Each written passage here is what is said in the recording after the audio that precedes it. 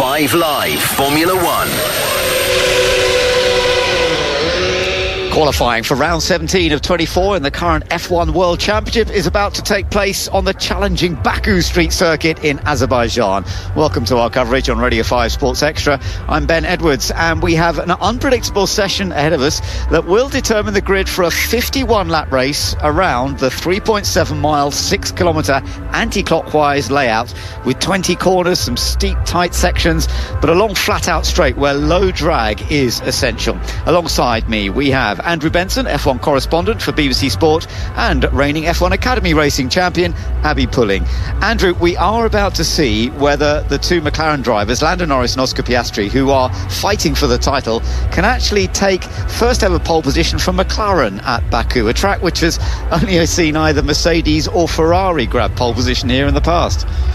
Well, there's a slightly skewed stat, isn't it, Ben? Because, McLaren haven't been competitive for the last few years when Mercedes and Ferrari have been taking those poles and Red Bull winning the races. But obviously their competitiveness started in sort of halfway through 2023, and they didn't manage to get that pole last year, although they did win the race with Oscar Piastri.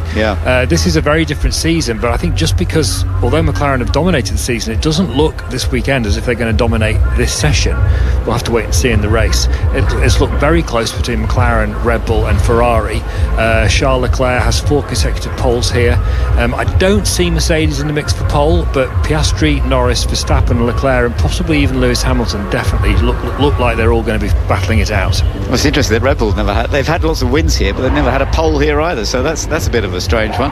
Now, Abby, all 20 drivers will be out in Q1 in a few moments' time. 5, of course, will fail to make it into the next stage of qualifying, and that will be difficult for the 5 that don't make it, because it's a difficult start at the back of the grid on a track like this, even though it's not quite like Monaco. Overtaking is possible, but it's not easy.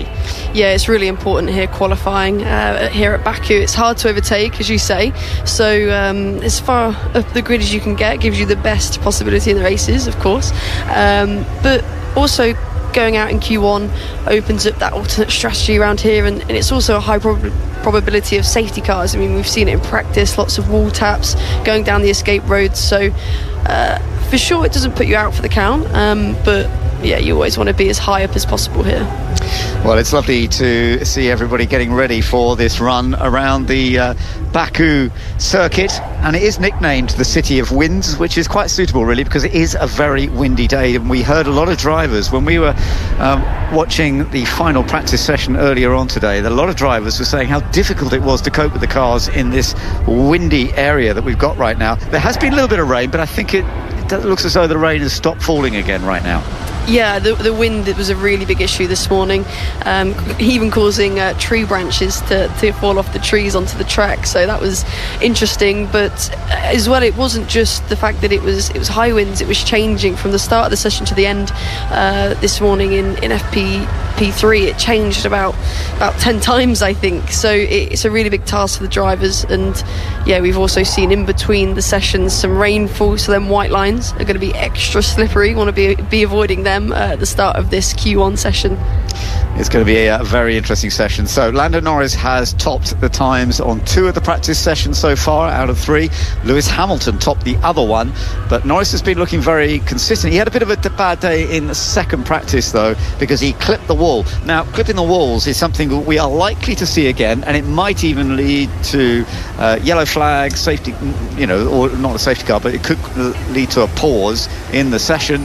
So that's something we've got to be wary of. Yeah, exactly. I think around here you want to get your qualifying time in on that first lap, at least bag a safe lap where you're not hitting walls, especially in Q1. You want to keep the car in tip-top shape so you can be competitive if you get into Q3.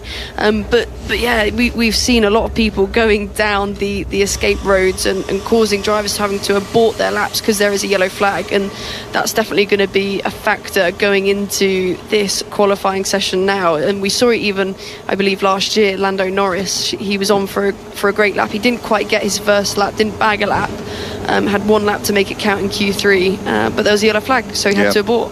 Absolutely, so that really did cost him. Meanwhile, Max Verstappen has been showing good pace this weekend. He's been on the front row once before, but hasn't had the pole position here in the past.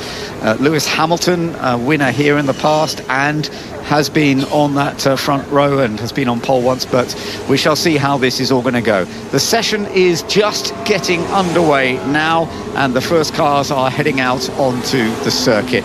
We are looking forward to this first part of qualifying at Baku, and in Q1 we have 17 minutes and 45 seconds, 44, 43, 42, and I do hope you can join us and be entertained by what's happening in what could be an absolutely crucial qualifying session here. We're going to be keeping an eye on the Haas cars, and Ollie Behrman was quite impressive. You've been talking, Abby, about how impressive he was here when he raced in Formula 2, but he also raced in Formula 1 last year, and it's a track that really does seem to suit him, because he was with Haas, the first time with Haas, when he was here last year, standing in for Kevin Magnussen, and he finished in 10th place, qualified 10th as well. So everything he's managed to do here so far has been impressive. Let's see what he can do this time.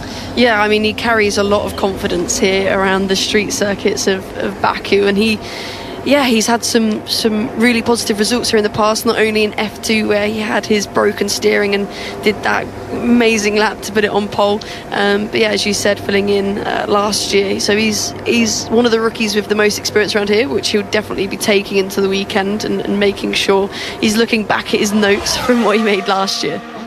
Well, we shall see how this goes. We've got a few cars out on circuit now, and the Williams team have been looking pretty strong. Andrew, I just wanted to bring in, because you were mentioning earlier, in fact, that the layout of this track does seem to suit Williams, doesn't it? Yeah, their car doesn't like long corners, basically. When it's turning for a considerable amount of time, the airflow doesn't work very well, whereas it's much more comfortable in the short duration corners. Basically Baku is all 90-degree corners, apart from flat out kinks, more or less.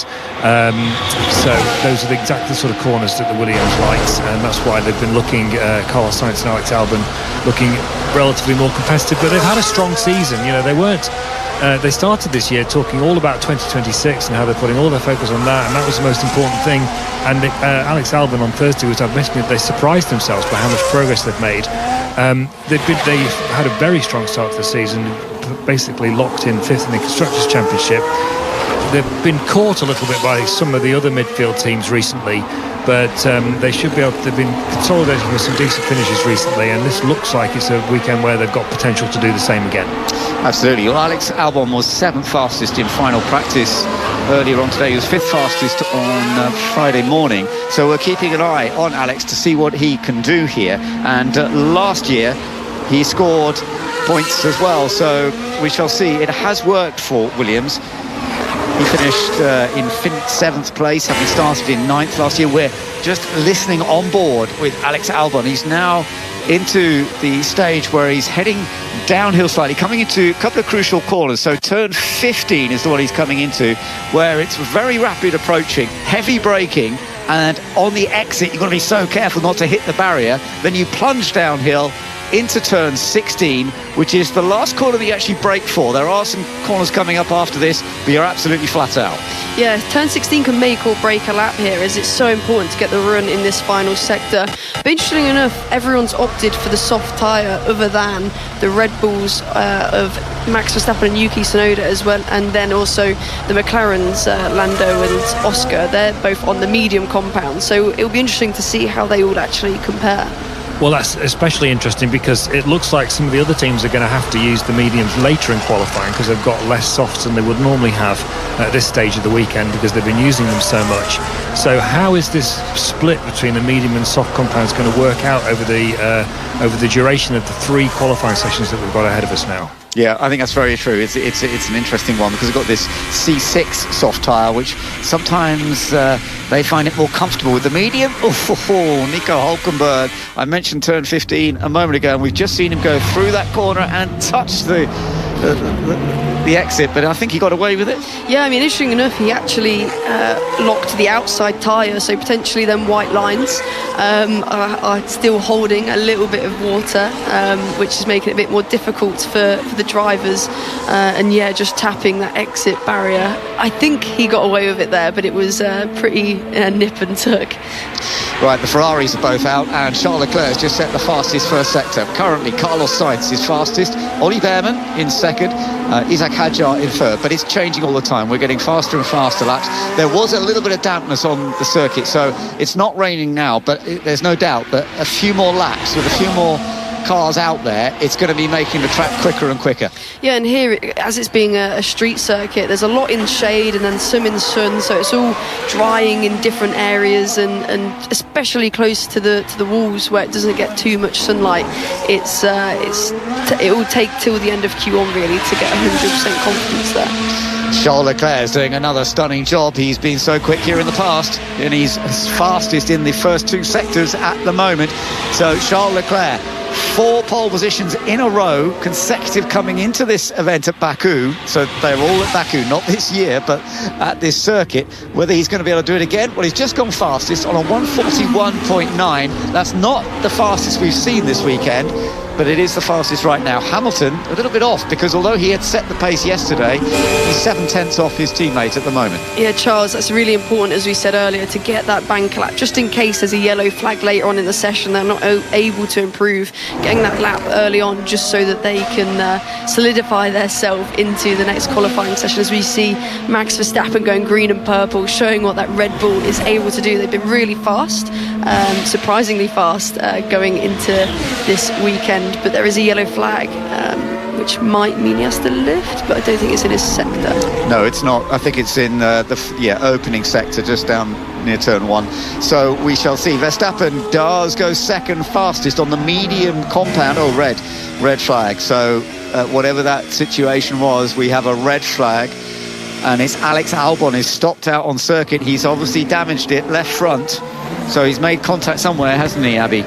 Yeah, that's interesting. Maybe it's on the apex of turn 1, but it is a peculiar place for him to be stopped. And yeah, there's definitely some damage to that car, as we're seeing some pictures now of what it is. We're going on board, running down to turn 1 into the braking zone, making the exactly what I said. Clips the inner barrier, yeah, exactly what I thought. Just clipping the inside apex, getting a bit too eager on turning, maybe a bit more grip than he expected, as we hear his radio. Sorry. Oh, that is bitterly disappointing from Albon, because they have shown good pace with the Williams. We were talking about it a moment ago, and now Alex Albon is getting out of his car, and sadly that means that he's down in 15th at the moment. He will, I'm sure, be pushed down into the dropout bottom 5. But Andrew, that is disappointing, isn't it? You could hear it in his voice, couldn't you, how disappointed in himself he was. It's never great when a racing driver hits the inside wall. It's the sort of worst kind of misjudgment, and he's had such an exceptional season, Alex Albon, in Williams. It's been him who's carrying the team to that 5th place in the Constructors' Championship table so far. He's been much more impressive than Carlos Sainz, who obviously was sort of the sort of headline signing for Williams at the start of this year after he lost his Ferrari seat to Lewis Hamilton. So he'll be very, very disappointed in himself. It's funny, actually, because they're 8 all in terms of qualifying, and yet in terms of the points scored this year, I mean, Alex Albon's on 70 points and Carlos Sainz is on 16 points. I mean, the difference is massive, and yet pace-wise, as I say, this will presumably put Sainz ahead, because if he does get through qualifying, he'll be 9-8 ahead of Albon. Yeah, I mean, he's took a huge chunk out of that inside wall, and it wasn't just a small misjudgment. It was quite a big error there for Alex, and it seems almost so unnecessary when the Williams has shown so much pace throughout the test sessions, as we hear from Ocon. Got like a branch on my rear right corner. Okay. Yeah, so he said I got a branch on my right rear corner. So we've seen some bits and pieces with the wind blowing, throwing bits onto the track, and I think that's called out a couple of them, hasn't it? Yeah, that's definitely not ideal for Esteban and the Haas team there, but luckily the red flag will give him the opportunity to clear it, as it's just gone into green flag conditions. But as I was saying with Albon, when they've shown so much pace throughout the testing, he didn't need to do anything special to get through to Q2. He just needed to set a solid lap time, and the risk reward there was just really, really silly stuff from him, to be honest. We're listening to some lovely cheers from the fans, but I can tell you what we get to see is some of them are in very windy places. Others are quite protected by where they are if they're behind. So there's some very tall buildings here in Baku. So in some areas, although it's very windy, and this is a famous place for strong winds, there's no doubt about it, the city of winds, but there are areas where the wind is hidden away by the buildings, other places where it suddenly comes into the track, and that makes life tricky for them. Yeah, I mean, Abby can talk about this more than I can because she's driven here, but it's basically you've got that exposed long straight, but then when you turn through turns 1 and 2, you then back into this sort of new part of the city, and there's like they're not really old buildings, but they look like sort of Paris or Barcelona. The boulevards of Paris or Barcelona are sort of 4 or 5 story buildings, but then you get the gaps between the buildings and gusts of winds. What's that like as a racing driver, Abby, to experience that? Yeah, it's really frustrating because it ends up changing the car balance, and it's like them wind tunnels, as you say, that create them crosswinds out of nowhere when you're least expecting it, and it can really change the car lap to lap, as we are seeing some onboard footage on our screens of the marshals clearing up Alex Albon's car, and then also going on board, hearing the sound of the Williams going down the straight, making that mistake again. Just taking the apex. Yeah, but it damages the front. It's a bit ironic. He actually got into Q3 last year, was doing a really good job, but then he had a problem in his final run in Q3 when the airbox cooling fan was left on the car by the team when he went back out, and that rather messed up for his final run. But in the end, he still did a decent job, and in the race he scored some useful points for Williams. Yeah, it's cracked the rim. He's hit the wheel. He's hit the I mean, it's concrete, the apex there. It's what's unusual about street circuits is often the apexes of the concrete barriers, and yes. he's hit just the edge of it, and it's completely snapped his rim. So it's quite a catastrophic error there. Possible penalty for Antonelli as well because of the yellow flag. If you don't back off when the yellow flag comes out, if you're not seen to back off, they will be checking you out, and it's potential in qualifying that you then get a penalty that pushes you down the grid for the race itself. We'll have to find out that later, but it's being checked into. Yeah, so it's worth saying we've been having some weird things with the timing screens this weekend. I did complain to Formula One actually about it earlier yesterday, and the cars are going out, but the session's not actually formally restarted yet. The clock's not starting to count down, although it's obviously about to. So they're not showing the red flags for some reason on the screens in the way that they normally would do, and it's been catching us all out a little bit. Just one thing to say here is that the one driver of the main sort of contenders who didn't get a lap in before that red flag was Oscar Piastri, the championship leader.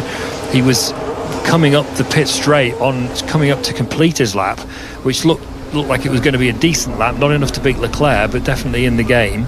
But he had to abort because of the red flag, and so he's got a bit of work to do to make sure he doesn't get caught out. But he's got plenty of time with 11 and a half minutes left. Shouldn't be a problem for him. It's interesting, Abby, that they've all lined up already, but with 2 minutes now, but it was with 2.5 minutes before the session actually gets underway. We've been given the information as to when it's starting. It's interesting they all want to get out onto that queue first, because you want that clear run, don't you? Yeah, well, there's a bit of a risk behind it as well, though. As soon as they come out the garage, they lose the tyre warmers, so it's at the risk of losing tyre temp, but at the benefit of gaining track position. So it's really big for the drivers. I know personally it's really annoying when people get in your way, so that's what they're all kind of weighing up in that situation. A lot of them are going out on the medium tyre, I notice now. Some are on the soft, but there's a lot more cars that are going out on the medium compound tyre, which we believe here is actually going to be the one that gives the drivers that bit more confidence, perhaps a little bit more speed in qualifying, and that's what they're all been playing with. Now in the low speed corners, Charles Leclerc currently fastest from Verstappen. That's impressive because Verstappen, we know, is low downforce and has got a lot of speed down the straight, but he's not far off in the low speed corners, is he? No, well, that's what we saw at Monza with the package that Red Bull were able to give to Verstappen. He was able to have that low downforce package and maintain it around the corners and make the most of it. And as we saw at Monza, pull out a 20-second gap, and it seems to be playing to his benefit again around this circuit, where having that less drag on the straights is always beneficial. But Max is able to make the most of it out round the corners, where he does still need a bit of grip, even with the lack of it on the low downforce setting. He's maximising everything available, and that's what we know Max for. So it's been early stages of qualifying here at Baku. We're still in Q1. We've got 11 and a half minutes to run. They will be taking off in just in a few seconds now. Charles Leclerc currently fastest from Verstappen, Norris. Piastri hasn't actually set a time yet at all, so he's right down at the bottom, but there's plenty of time to set a pace. Antonelli hasn't set a time yet, and there is potentially a penalty for Antonelli if he didn't slow down enough under yellow flags. That's something that's being looked into. Right now, the session is back underway with just under 11 and a half minutes to go. They've got to get some laps in now, especially some of those that have not shown yet what they can do, Piastri in particular. And especially with how long they've been waiting, with some of the timing errors I think we've been getting, and it seems a thing on their side as well. They've been waiting in the pit lane for quite a while, so they'd have lost that valuable temperature in them tyres. So that on the outlet, they're going to really have to work on the prep and bringing them in to make that first push as optimal as possible, as we're seeing. We also get a crosswind throughout the lap as well, which is going to be adding to that frustration and that imbalance and lack of grip around the corners as well. So we know we've lost Alex Albon from this qualifying. He's currently 15th, but he will, I'm sure, be pushed down. Now we're just looking at Kimi Antonelli on board. He overtook a couple of cars when there was a yellow flag. Time, listen to the radio. So we'll abandon this lap because that was a double yellow. I didn't see it. We're in the middle of it. Oh dear. Oh dear. And that, if that's the case, as a driver, Abby, you know what it's like. It doesn't matter if you see it or you don't see it, but if you go through a yellow flag period and don't back off, you're in trouble. That slam dunk going around turn one, two cars off track with damage, one of them with damage, one of them trying to get out of the way. There's no arguing that. I mean, that Marshall post is particularly hard to see, but there's no defending it really. Well, the other thing about that, which is indefensible really from his point of view, is that we had an incident yesterday with Oscar Piastri, who got called up to the stewards even though he'd passed the yellow flag before the yellow flag was shown, but he still got a reprimand because he was before the green light, and you've got to lift. If you see the green light, the drivers have been told you've got to lift until you get to the green light, because it means you're in the yellow flag zone. And the green light was very visible on the right-hand side of the track at the exit of the corner there, and he passed two cars, as Abby said. He's going to get a penalty for that. I think he's almost certain. I agree. No, it's going to happen for Antonelli, and that's a shame, because actually he's been showing good pace. I mean, he may still show us good pace. He's been going well this weekend, but that will be a bit disappointing after Monza, the last race, where there was a bit of even Toto Wolff, his boss, was a little bit critical of him. When you're a Formula One driver, you've got to be across all this stuff. You've got to be aware what happened to that driver then, and how have I got to learn from that? How have I got to drive as a consequence? And it's obviously a mistake born of inexperience, but it's the sort of thing that a top-level Formula 1 driver it's just inexcusable to not be across that sort of stuff. We're listening to the onboard now with Kimi Antonelli. Abby, just talk us around a little bit what it's like, some of these corners. Yeah, I mean, they're big braking zones here, and it's easy to catch a front tyre and end up going down the escape roads as well. Here your references are always changing as the light, how it shifts throughout the day, the shadows move, of course, making your perception of the track a little bit different every time you go out. So that's also something important to factor as well. But the tight, twisty section now of turns 5 and 6, really got to pick your reference points and focus on that all-important exit here. Exit is the big thing here around the Baku circuit.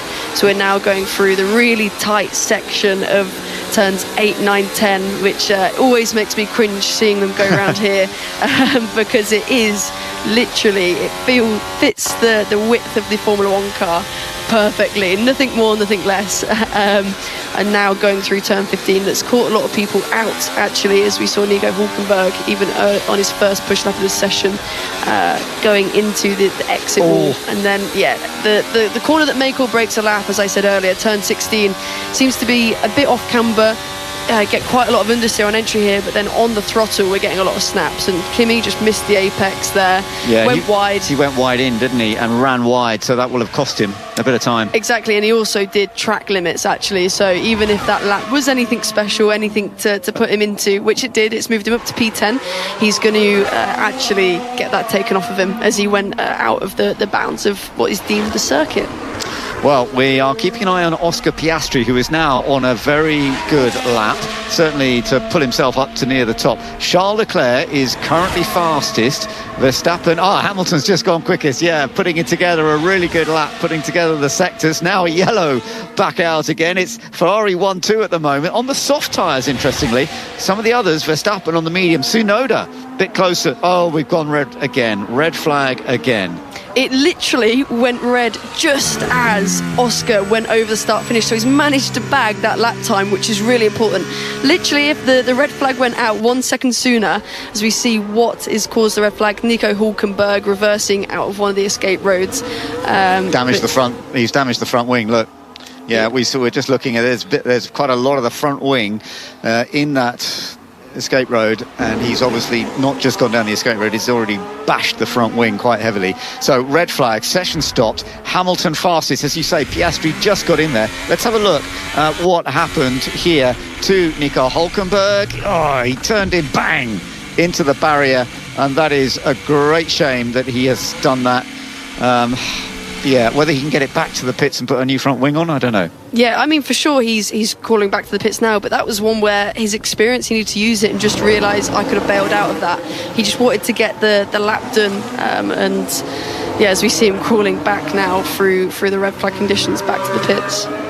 It was almost as bad as Albon's mistake, that one, wasn't it? He was like all over the place on the way in, far too fast on that corner into turn 4, and of course he's feeling under pressure at that point because he hadn't got a lap in on the first part of the session before the Albon red flag, and as you say, Abby, he needed to bail out of that much earlier than he did. He should know better than that, really, Nico Hulkenberg, after 7,056 races or whatever it is that he's done in his career. So anyway, now he's really put himself on the back foot, so it looks like it's just going to be a new nose box and front wing for him, but we'll see if he can get out again. If you cause a red flag and still get back to the pits, does that mean you still get your lap time taken off of you? That's the question. No, there's no rule about you don't have your fastest lap time taken off you in Formula 1. That's Indy guys. Antonelli? Yeah, but what happened in the last corner? We're just looking into that. We got no grip. It's just nothing. Yeah, that was tailwind gust there. Now Antonelli was saying, what on earth happened? Because he was the one that made the mistake and ran wide, went over the line, but it was the wind from behind, and the wind it's strong wind in Baku. As I mentioned, it's a famous place for some strong winds, but it moves around a bit, so it can catch them out. So as we've seen on now, his time has been deleted because of, as you said, Abby, he was over the track limits. This is where we've got 6 minutes 36 on the clock, and it's really important now for Kimi to get a lap in. He's left it late, so there is that risk of the yellow flags, which is going to really, really hinder him and make it that much harder. But we saw Oscar I want to say there was a little bit of luck involved there. He crossed the line just as it was green going to red. This is a real shame for Antonelli, because let's not forget, bit of context, he came into this weekend after being criticised by Toto Wolff, the Mercedes team principal, for the first time, really. Wolff's been very accommodating of Antonelli's inexperience and mistakes, given it was Wolff's decision to bring him in at the age of 18 with not much previous motor racing experience in cars, at least, this year. And but in Monza he called him underwhelming after the race, and he's, until this qualifying session, Antonelli's had an absolutely perfect weekend. He's looked quick, he's looked controlled, he's looked calm. Everything has seemed like it was well within the margins, but suddenly the pressure's on in qualifying, and it's just going wrong for him. That was a very bad mistake with the yellow flags that we were talking about earlier. And now the mistake at turn 16, he says he didn't understand. He'd obviously just been caught out by the wind. Of course, it's an easy mistake to make, but he made it and others didn't. So now, with 6 minutes left, no time on the board, or not a quick time on the board at all, the pressure's on, and this is where he's really going to have to summon his mental strength and try and calm himself down in the pits, reset, and go out and build on the weekend that he had been having until this point. Absolutely. Just saw Franco Colapinto having almost hitting the barrier, but just managing to avoid it. But yeah, we've got an opportunity for everyone to get going for another 6.5 minutes shortly. Bortoleto incident, a yellow flag infringement for Bortoleto as well, potentially. So there could be various penalties coming up after this. But at this stage, just to bear in mind that Lewis Hamilton has set the pace at 1:41.821. Piastri is second. Leclerc is currently third. Verstappen and Tsunoda quite close together for a change. The two Red Bulls, fourth and fifth. Lando Norris is sixth. Liam Lawson in seventh place. Carlos Sainz is eighth. George Russell down in 9th place, and then Franco Colapinto in 10th position. We are seeing the cars now all heading down towards the exit of the pit lane, waiting for the session to get back underway, which we'll do in 3 minutes' time. So again, they're all getting out as quickly as they can. Outside the top 10, we've got Fernando Alonso, Ollie Behrman's 12th, Pierre Gasly currently 13th. Isaac Hadjar is 14th, Esteban Ocon 15th. And in the drop zone at the moment, we have Lance Stroll, Alex Albon, who we know will not be going through because he's out of this first part of qualifying, damaging the car. We have both of the Saubers, Bortoleto and Hülkenberg, down in 18th and 19th. Now, Hülkenberg hopefully will be coming back out. Bortoleto, potentially there is talk about maybe a penalty. And no time at all for the one we've been talking about, Kimi Antonelli, who's got potential to do a decent lap, but he's got to make it happen. Yeah, he really needs to try and maximise qualifying from this point onwards. We've said he's had the pace around here as we hear his radio. You know, Kimi, you have tons of times, just needs 6.5 minutes, just one clean lap. Yeah, so there's Toto Wolff on the radio doing exactly what I was talking about a minute ago, trying to calm him down, trying to get him to recenter himself, because I think Toto realises obviously that the pressure of this season and the pressure of his underperformances basically since that sprint pole in Miami that he did is really beginning to tell on Antonelli, and I think that there are genuine concerns for him. Yeah, I mean, I get he was trying to calm him down, say there's a lot of time to set time, but he almost seemed quite stressed in that radio message himself, to be honest. Toto, you can tell that he really cares about making sure Kimi can maximise what he can going forward, and he didn't sound the most calm, let's say. Both McLarens have not come out to join the queue just yet, interestingly. Piastri has done that very, very useful lap. He's only 0.018 slower than Hamilton. Norris is a bit further down. He's in 6th. He's half a second away from what Hamilton has done so far. I think you've got to be a bit cautious going out again, because you almost need to get another quick lap in the final part of this session, because sometimes we can see the lap times absolutely improve hugely. Now, just to bear in mind, they've got 41.8 is the fastest Hamilton's done. We've seen them 41.2 both yesterday afternoon. Hamilton set the pace at a 1:41.2. Norris did a 1:41.2 earlier on today. So that does show us that they're really at least half a second, a bit more off what's capable, and I think they're going to be into the 1:40s as we go through the rest of qualifying. Charles Leclerc, the fastest ever in qualifying here in the past, at a 1:40.203 in 2023. I think that is potentially, we could see lap times of about that sort of pace going into the final part of qualifying, but right now it's just getting into the top 15. That's what counts, and we're getting quite close to this session getting back underway. It's getting a clear space, and as ever, what we tend to see as they head out onto the circuit, Stroll is okay in terms of a yellow flag infringement, by the way.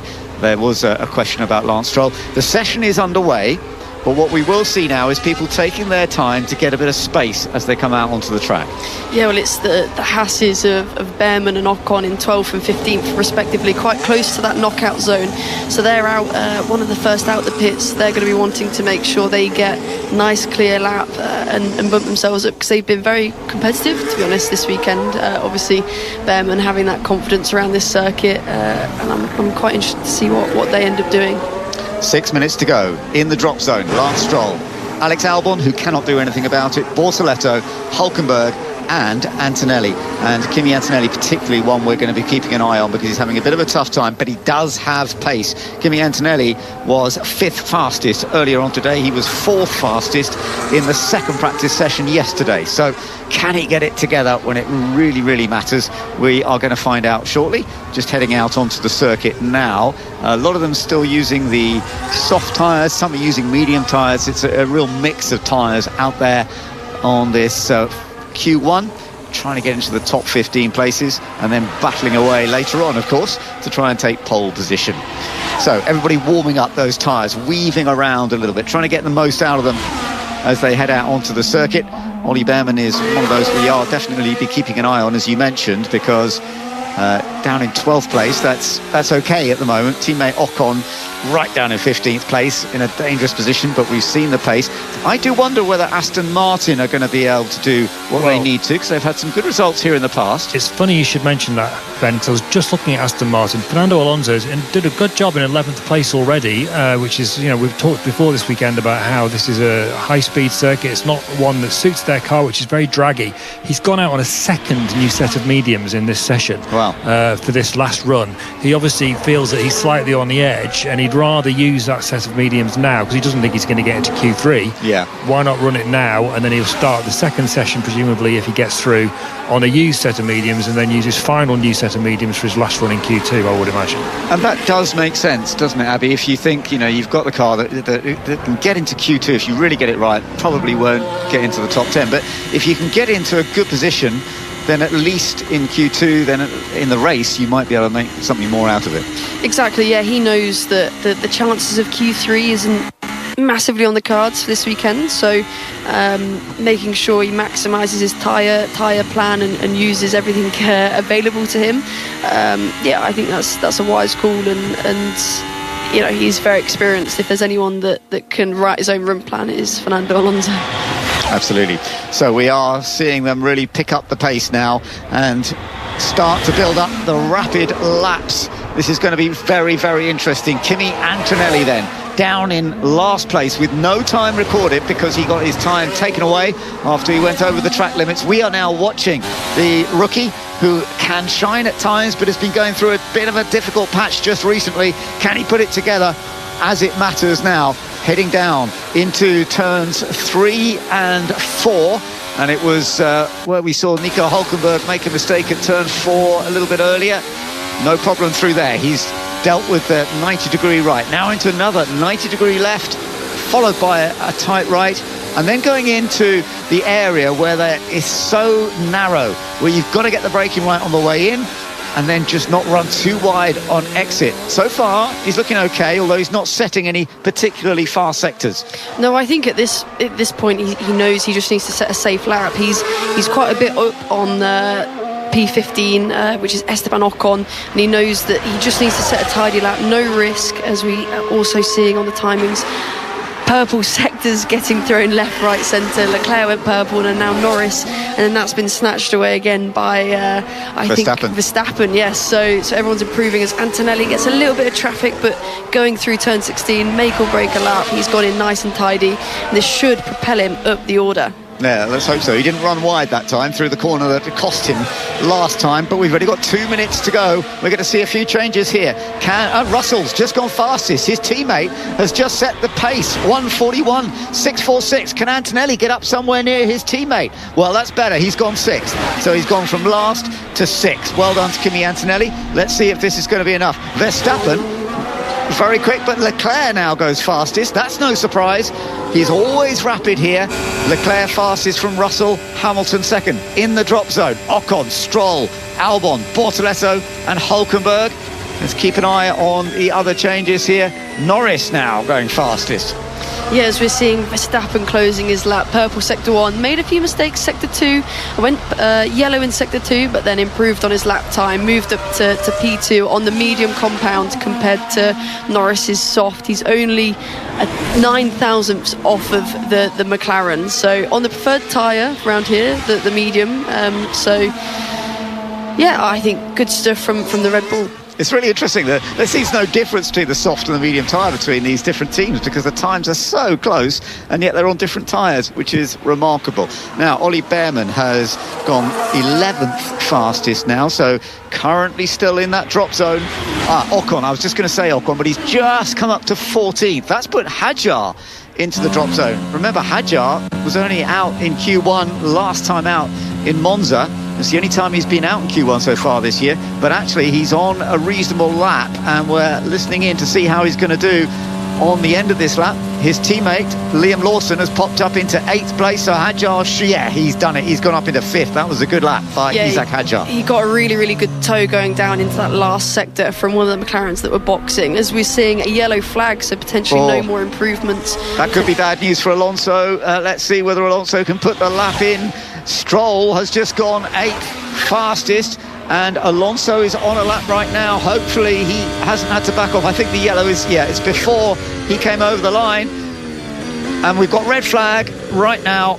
Oh, and it's Gasly who's gone down one of the escape roads, and the session has been stopped and it will not restart right now. So both Aston Martins managed to get into the top 10. Alonso was 9th fastest with that lap he's just done, and therefore we now know who's not made it, and one of them is Pierre Gasly.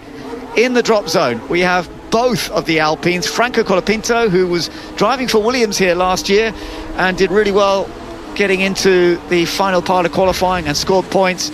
It didn't work. Pierre Gasly's another one who's out. Abby, let's see how he managed to get this wrong. So we're going down now to turn 3. Looks fairly tidy, a bit of oversteer on the exit on the throttle pickup into turn 4. A bit similar to what we saw Nico Hülkenberg do, but he bails out earlier and just no contact with anything, just stops in the access road and can no longer keep going. Oh, that was a big hit for Franco Colapinto. I hadn't realised that Colapinto on that last lap also. And in fact, was it the same area? Yes. Yeah, both the Alpines off at turn 4. Really big impact on the exit of turn 4 for Franco. I think distracted by the other Alpine pulled off on the side, actually. That was a weird one, wasn't it, Andrew? Crashing under a yellow flag, that's not going to be good for the stewards, is it? He must have seen that car, his teammate's car up ahead of him. And Flavio Briatore, the boss, looks baffled. He does look baffled. Yeah, and he's lost. They both are out. And what on earth happened to Colapinto? I think Pierre's managed to get going again, actually. He made no contact. He just pulled up. I didn't actually see any yellow flags on the circuit for when Pierre had pulled over. I think Pierre had literally just gone off as Franco come round. So, I could be wrong, but... Yeah, we'll see. But let's just confirm who's out. It is Colapinto. Nico Hülkenberg's missed out. Esteban Ocon. We shall see if Esteban Ocon, he's not going to be able to do anything now. Pierre Gasly and Alex Albon, all in the bottom group. Yeah, I think we're all in the comments box. It's still really shocked about what just happened. You couldn't write it. Both teammates just following each other's suit, one after the other. Well, I've just had the producer call his Gasly's radio. I'll say in a minute. Just looking back, there was a big tailwind gust just before that lock-up. Probably didn't help. Yeah, sorry for that. Pretty messy. Yeah, the producer just came over the wires to me and said he wished he'd had his camera out, because all three of us had our hands on our heads watching that incident with Colapinto crashing while watching his teammate go off. It was a strange one, because it's very bizarre. He was going into a corner where you could see his teammate parked off in the escape area, and then he lost it himself on the exit of the corner. It was strange. Now Esteban Ocon, sadly, in his Haas, he's out of qualifying. So that is disappointing. His teammate only just made it. I was a bit surprised, because the Haas has actually been looking quite competitive here this weekend. I think for both in 14th, 15th, Carlos Sainz and Ollie Behrman, we expected them to be a bit further up, as Ollie's had a lot of confidence here, and Carlos in the Williams also having a lot of confidence. So yeah, really, really surprising to see that, as we see a replay of Ollie Behrman clipping the barrier on the exit of turn 15. So that actually could be part of why he's struggling. Hopefully no damage, so he can continue through and push into into into Q2. Liam Lawson, he also had a very slight touch with that Tech Pro barrier on the exit of turn 15, but it again wasn't too bad, and we often see this. It was the right rear tyre just touching into the barrier, but no problems there, so he's managed to get through. And in fact, Lawson has ended up 11th, which was a pretty impressive, but his teammate Isaac Hadjar in 5th fastest. Unfortunately, Nico Hulkenberg's out again. He's been out qualified by his teammate in a whole bunch of Grand Prix in the last 6, so it's 7 every Grand race Prix since now. Canada, in fact. Yeah, so 7 Grand Prix he's been out qualified by his rookie teammate. That's impressive by Bortoleto. The other point I was going to make was, although that was a bit embarrassing for Franco Colapinto, crashing in sympathy with his teammate going off, he's actually out qualified Gasly, which is I think it's the 3rd time in 4 races. So at a time when I saw an interview, there's questions about who's going to have that second Alpine seat next year. Gasly signed a new contract at the last race in Italy. Flavio Briatore, the executive advisor and de facto team boss, did an interview with the race over this weekend where he said that the decision is down to between Colapinto and their reserve driver Paul Aron, who's from Estonia, who was in F2 last year and looked pretty quick. He's a former Mercedes young driver, actually, which is interesting because there were other names in the mix, and Flavio Briatore doesn't always tell the truth, by the way, so it might be that there aren't only 2 people in the running, but that's what he said in this interview to the race. So actually, although crashing's not going to have enamoured himself with Briatore being ahead of Gasly again, will have done. Yeah, absolutely, but it is a shame that neither of them have made it into the second part of qualifying, but we are starting to build up now, of course, to Q2, when we will decide the top 10 going into the final part of qualifying. And just to remind you, Norris has been setting a very, very good pace, but Verstappen right on target with him.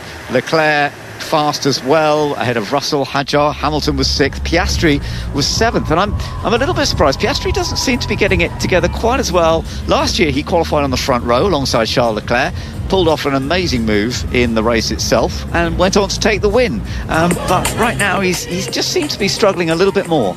Yeah, I think there's a little bit of lap time offset of when they've done it going on, I think, with the McLarens, because Piastri did go quick, didn't he, on one run, and then Norris went quick on his next run, but that was a few minutes later, and the track gets quicker quite quickly on a street circuit like this one. So we've got to wait and see how that pans out through qualifying. And the other thing to say about Piastri is he does tend to save his best for last. He's a build-up driver, and sometimes he pulls it out of the bag in the last part of qualifying and pulls the rug out from underneath Lando Norris's feet. Well, you saw a lot of mistakes from him in FP3, which is kind of uncharacteristic for Oscar, to be honest. It seems to be he's been so strong all season, and this circuit, for some reason, just seems to be a bit of his kryptonite, whether it's his position in the championship and maybe the pressure's getting to him, which I don't suspect it is, or whether it is just purely the balance of the car he's really not gelling with this weekend. But it's hard to really argue that when his teammate Lando is so dominantly fast around here at the moment. We've got a note, by the way, from race control saying that the start of Q2 is going to be delayed as the barriers at turn 4 need fixing after this accident that we're about to watch. You want to talk us through this one, Abby, as we watch Colapinto turn through turn 3? Yeah, we're exiting now turn 3 into turn 4, see the flashing lights of Pierre Gasly, his teammate, and just gets the oversteer mid-corner and just slaps into the exit barrier, to be honest. And to be honest, I don't think I see a yellow flag. Is this a yellow flag? Potentially. Yeah, yellow flag, double waved yellow as well. So that will be a slam dunk penalty, and then obviously lots of repairs to the car as well.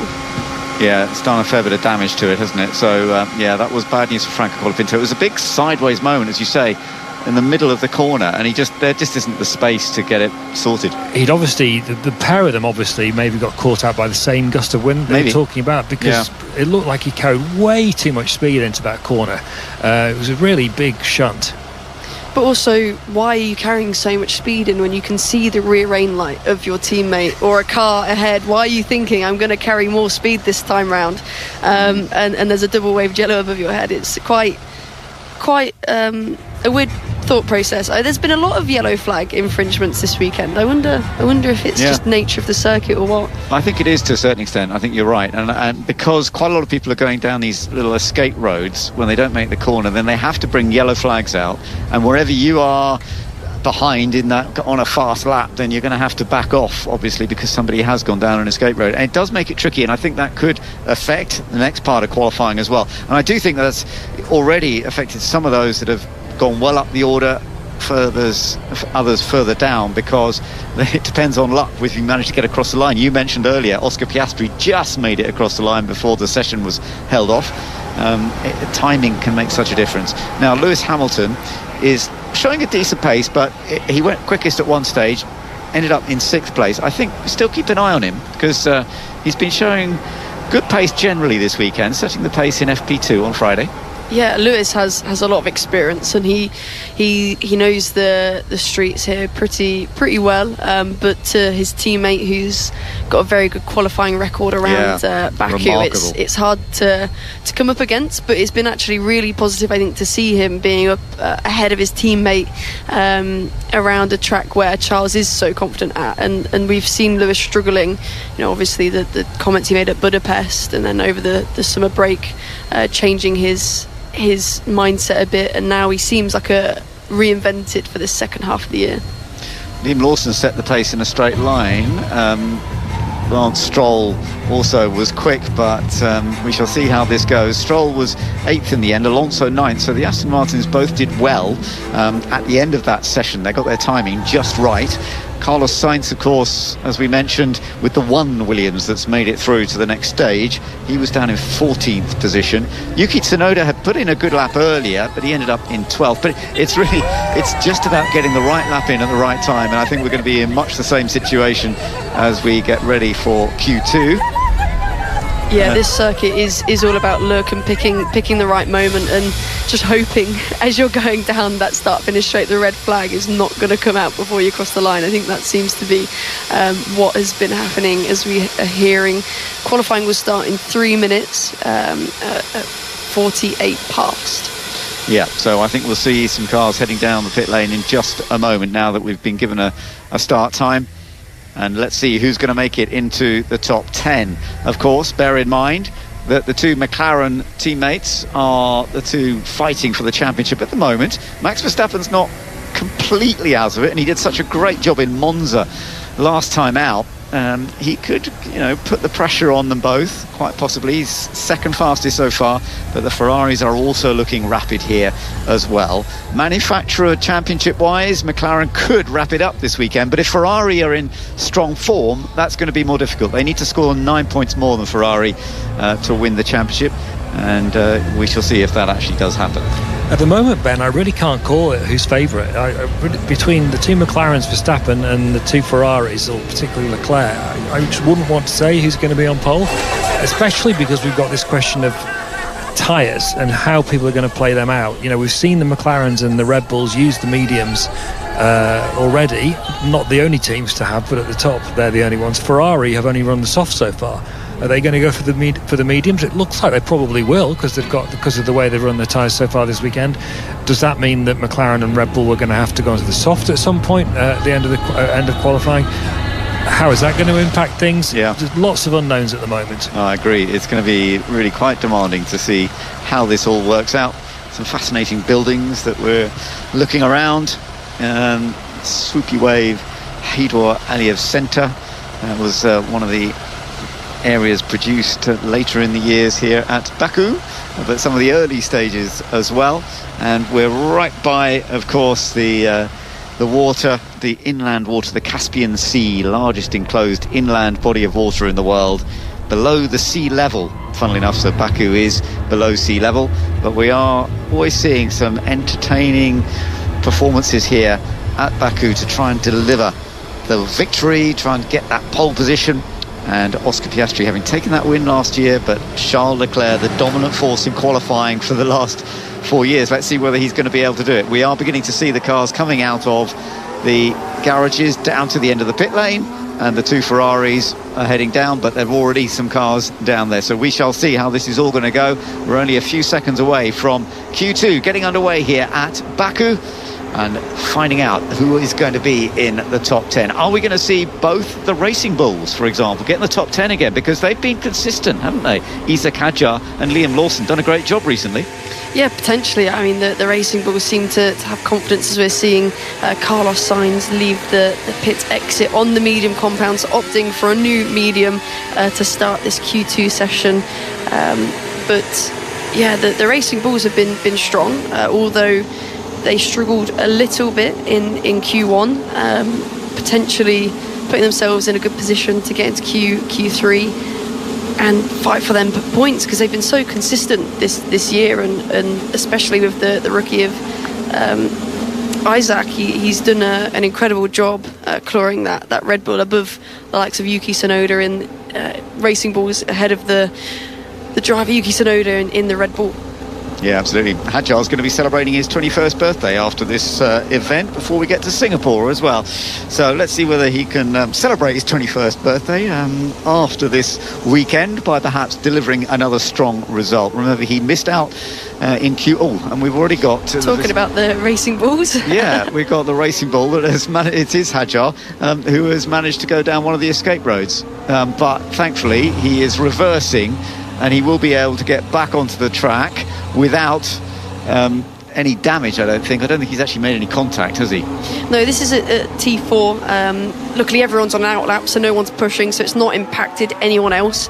He's on a new soft, I believe, as we're going on board, him warming up the tyres, going into turn 3 at very slow speed, so you wouldn't suspect anything to happen, miles away from the barriers, and just has a little lockup of the front right.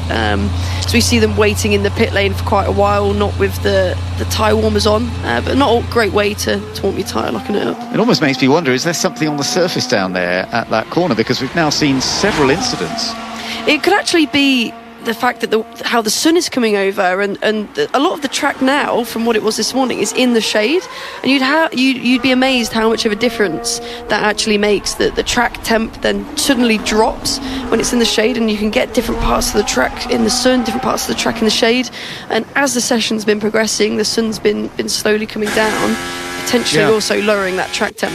And actually, temperatures are lower here in Baku than we normally see, you have to say. At the moment, the air temperature 21 degrees, just under 21 degrees, track temperature 27. And that is actually quite low here in Baku. We usually see temperatures a fair bit higher than that. You're listening on board the Ferrari of Charles Leclerc right now, as we are leading into the first fast lap. And we are just getting a bit of a view ourselves from the front end. Oh, and Behrman's going very slowly. What's he done? Yeah, Ollie Behrman crabbing. You can see he's got some damage as he has hit the wall. He's coming to a complete stop. This looks like it's out of turn 2. So out of turn 2, he's hit the wall and crawled to a stop. Oh dear. This is we're seeing so many incidents. Red flag. Yeah, is car okay? I don't think so. No, it's broken. Oh, it's broken. Ollie Behrman has broken his car. We've got a red flag again. My goodness. 4 red flags. Yeah. It's been running for 51 minutes, this qualifying session, and we haven't even had the first lap time in Q2. I know. It's going to be going on for a while, this qualifying session, isn't it?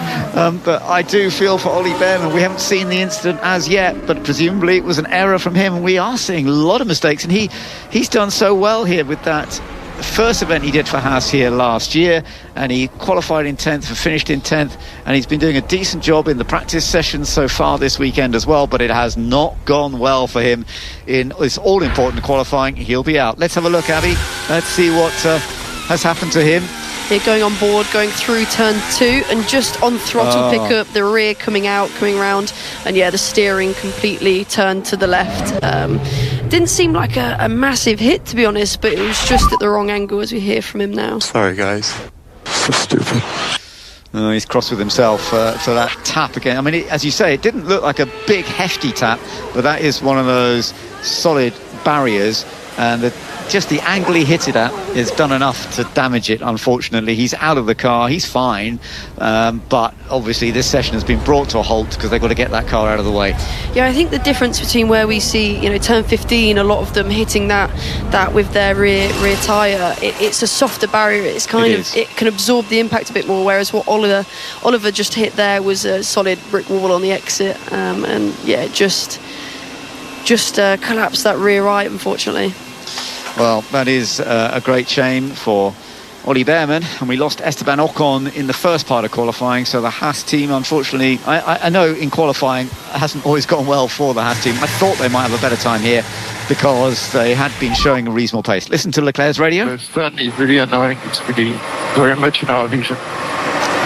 That's exactly what you were saying, Abby. The sun is causing problems from the viewing point of view for the race drivers. Yeah, exactly. You can see the sun is setting a little bit, and when you have that low sun, it is really frustrating as a driver, as it can blind you. But also, as I said earlier on in qualifying, your references change around a street circuit like this when there's so many different shadows and the sun is always shifting. It can really change your perception of the track, and that low level sun, when it's in your eyes going into certain corners, it looks particularly here in sector 1, it's quite a pain for the drivers, to be honest.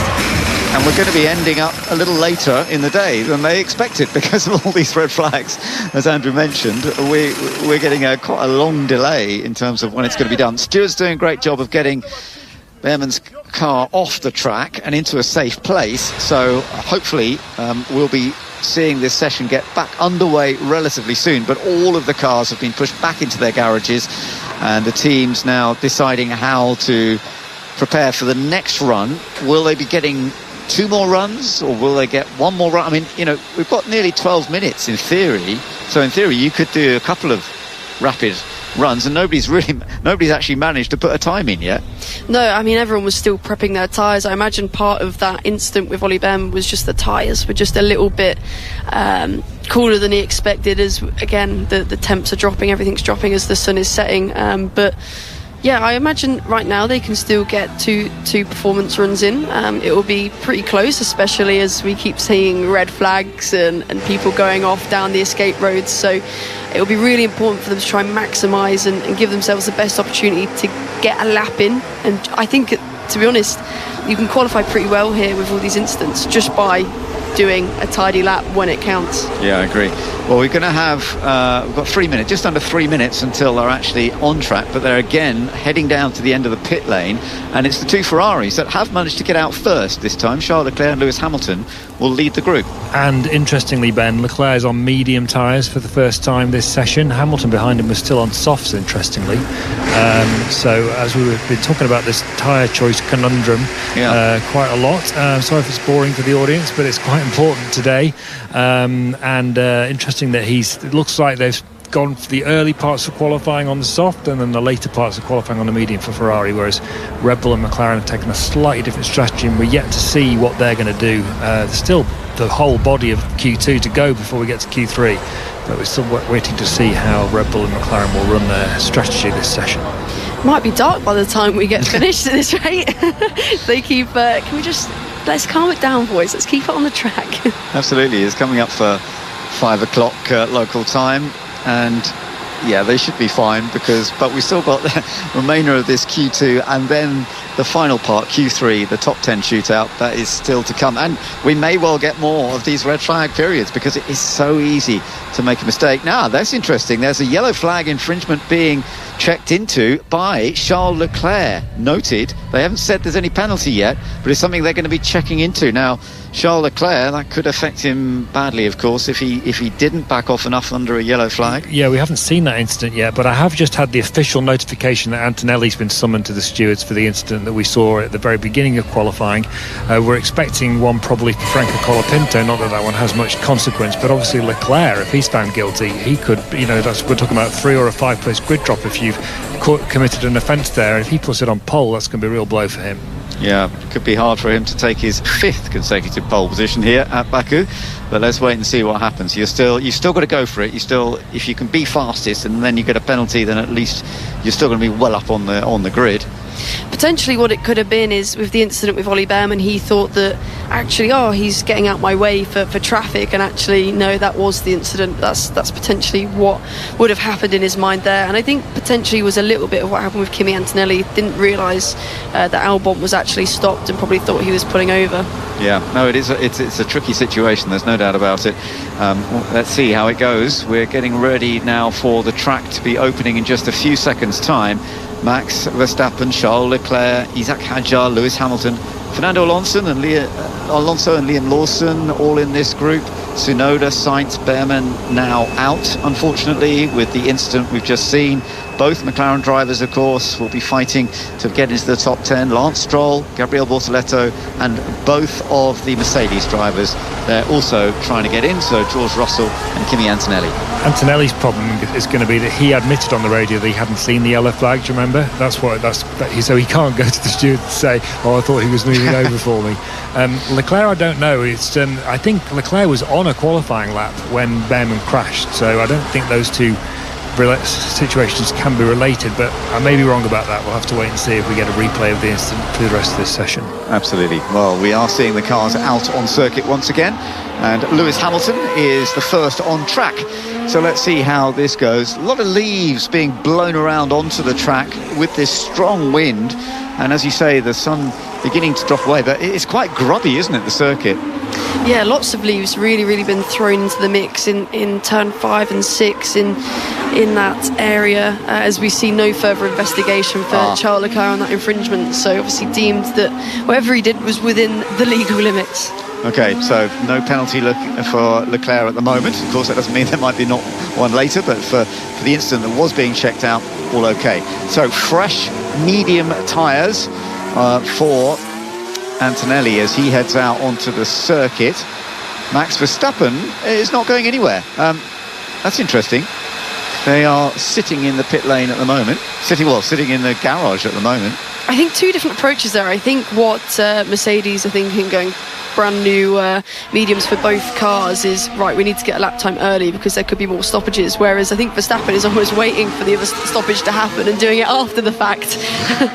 Yeah, well, let's see how this goes. So we are going to be keeping an eye on both of the Ferraris right now because they are the first ones out, Lewis Hamilton and Charles Leclerc, and we have seen great pace from both of them so far, both this weekend and Charles gets it wrong down into the first corner. Would you believe it? He's gone down the escape road. He hasn't done damage, but that's a lap gone. He's now got to take it steady again and go again. And then it also causes a yellow flag for his teammate who had to go through a few corners a few seconds later as well. So both the Ferraris there being massively impacted and shooting themselves in the foot a little bit. It just shows you that I think the track is really quite demanding. We're watching on board with Charles Leclerc as he braked into turn 1, tried to turn in, just knew he wasn't going to make it, so he had to go down the escape road. Yeah, the rear went quite early there. I think it is just with the drop in temperatures as the sun is coming down, you'd be amazed with how much of a difference it makes to the level of grip, and they're really struggling. Yeah, you're right, the track temperatures, it's coming down just a degree or two, but it's cooler than normal anyway, as we mentioned. Normally this track would be warmer than this, so I think it's making it difficult, and we've got these leaves all over the place in certain parts of the track. Hadjar now putting together a reasonable lap. We're getting the first timing groups in, and he's done a decent first sector, but we're going to see a lot of people starting to improve. Meanwhile, Carlos Sainz, the only Williams that can still make it into the top 10 today, Carlos is putting together a reasonable lap. He's up at the top end of the track now, coming down towards the all-important turn 15, where you've got that late braking into the 90-degree left and trying not to hit the barrier, and he does that pretty much perfectly down towards turn 16, and it's a good middle sector, but it's Lando Norris who has just set the fastest first sector of anybody. At least we're going to start seeing some times coming up in a moment. Yes, the times will start tumbling now, as long as everyone keeps it clean and the track stays in green flag conditions. But as we see Carlos Sainz, sector 1 green, sector 2 purple, coming down the start finish now to see what time he will set and where it's going to put him. It's going to put him up to P1, so he's the first person to really set a time, but it is a good start, a 1:41.6. I think that's almost just as fast as what we saw in Q1, so a good benchmark time there to begin with on that medium tyre. Yeah, Hamilton did back off completely on his lap, so he's going to have to go again. So he's not done anything effectively relevant. Piastri and Norris both on circuit at the moment. Lando Norris, you're listening to right now, is coming down towards the start-finish line. He's on some decent sector times, but Is this going to be enough? I think it will. Yes, he goes fastest, a 1:41.396. And we'll keep an eye on Oscar Piastri, who's doing similar sort of pace. George Russell and Kimi Antonelli. Antonelli's just done the fastest middle sector of anybody. As Piastri comes over the line, he goes second to Norris. Oh, we've got a yellow flag again. No, it's cleared very quickly. Let's see what the Mercedes do. Russell goes in between the two McLarens. He's gone second. Norris fastest, Russell second. Let's see what his teammate Antonelli does as he comes down the start-finish straight as well, looking like a good lap, but he goes just behind his teammate, and Piastri has been pushed down to fourth.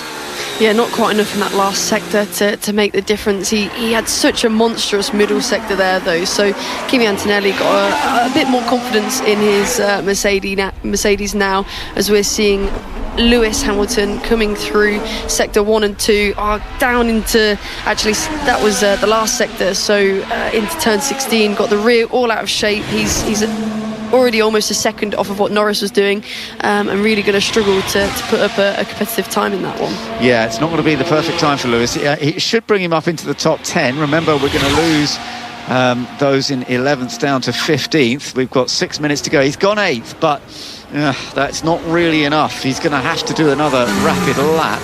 We are riding with Max Verstappen and just getting a view here of him coming through the tightest section, turn 12. Now he's going through the very rapid, flat-out corners at turns 13 and 14, down towards the tricky 15, where yesterday he went down the escape road when the braking didn't quite work.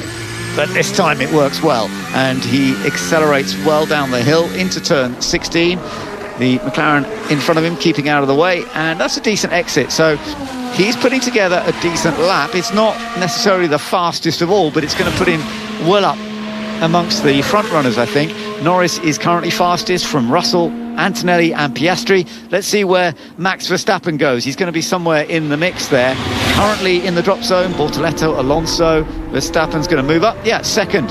And actually it's very close to Lando Norris, isn't it? Yeah, and we're just seeing actually as well Charles Leclerc getting his lap time taken off of him because of track limits. So that actually puts him into the drop zone, back down to P14. He's set no lap time, so he really, really needs to get on with this now, as we're seeing shots of Oscar Piastri, turn 15. Not a big hit of the rear, but a very the angle of the car there on the exit, a massive snap of oversteer coming out of turn 15. Now let's see what Charles Leclerc did.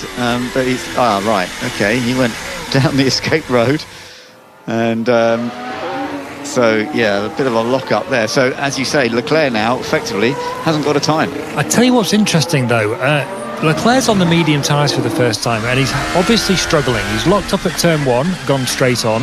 Then he struggled at turn 3 and gone straight on. Fernando Alonso, meanwhile, is also on those medium tyres, and I've been watching him. He's done 3 or 4 laps now, and he's not been able to put any of them together. He's just doing slow laps, and I wonder whether there's a problem, as Abby says, with the track temperature, with the medium compound tyre, which some of them have decided to bank on because it looked like it was going to be the quicker tyre.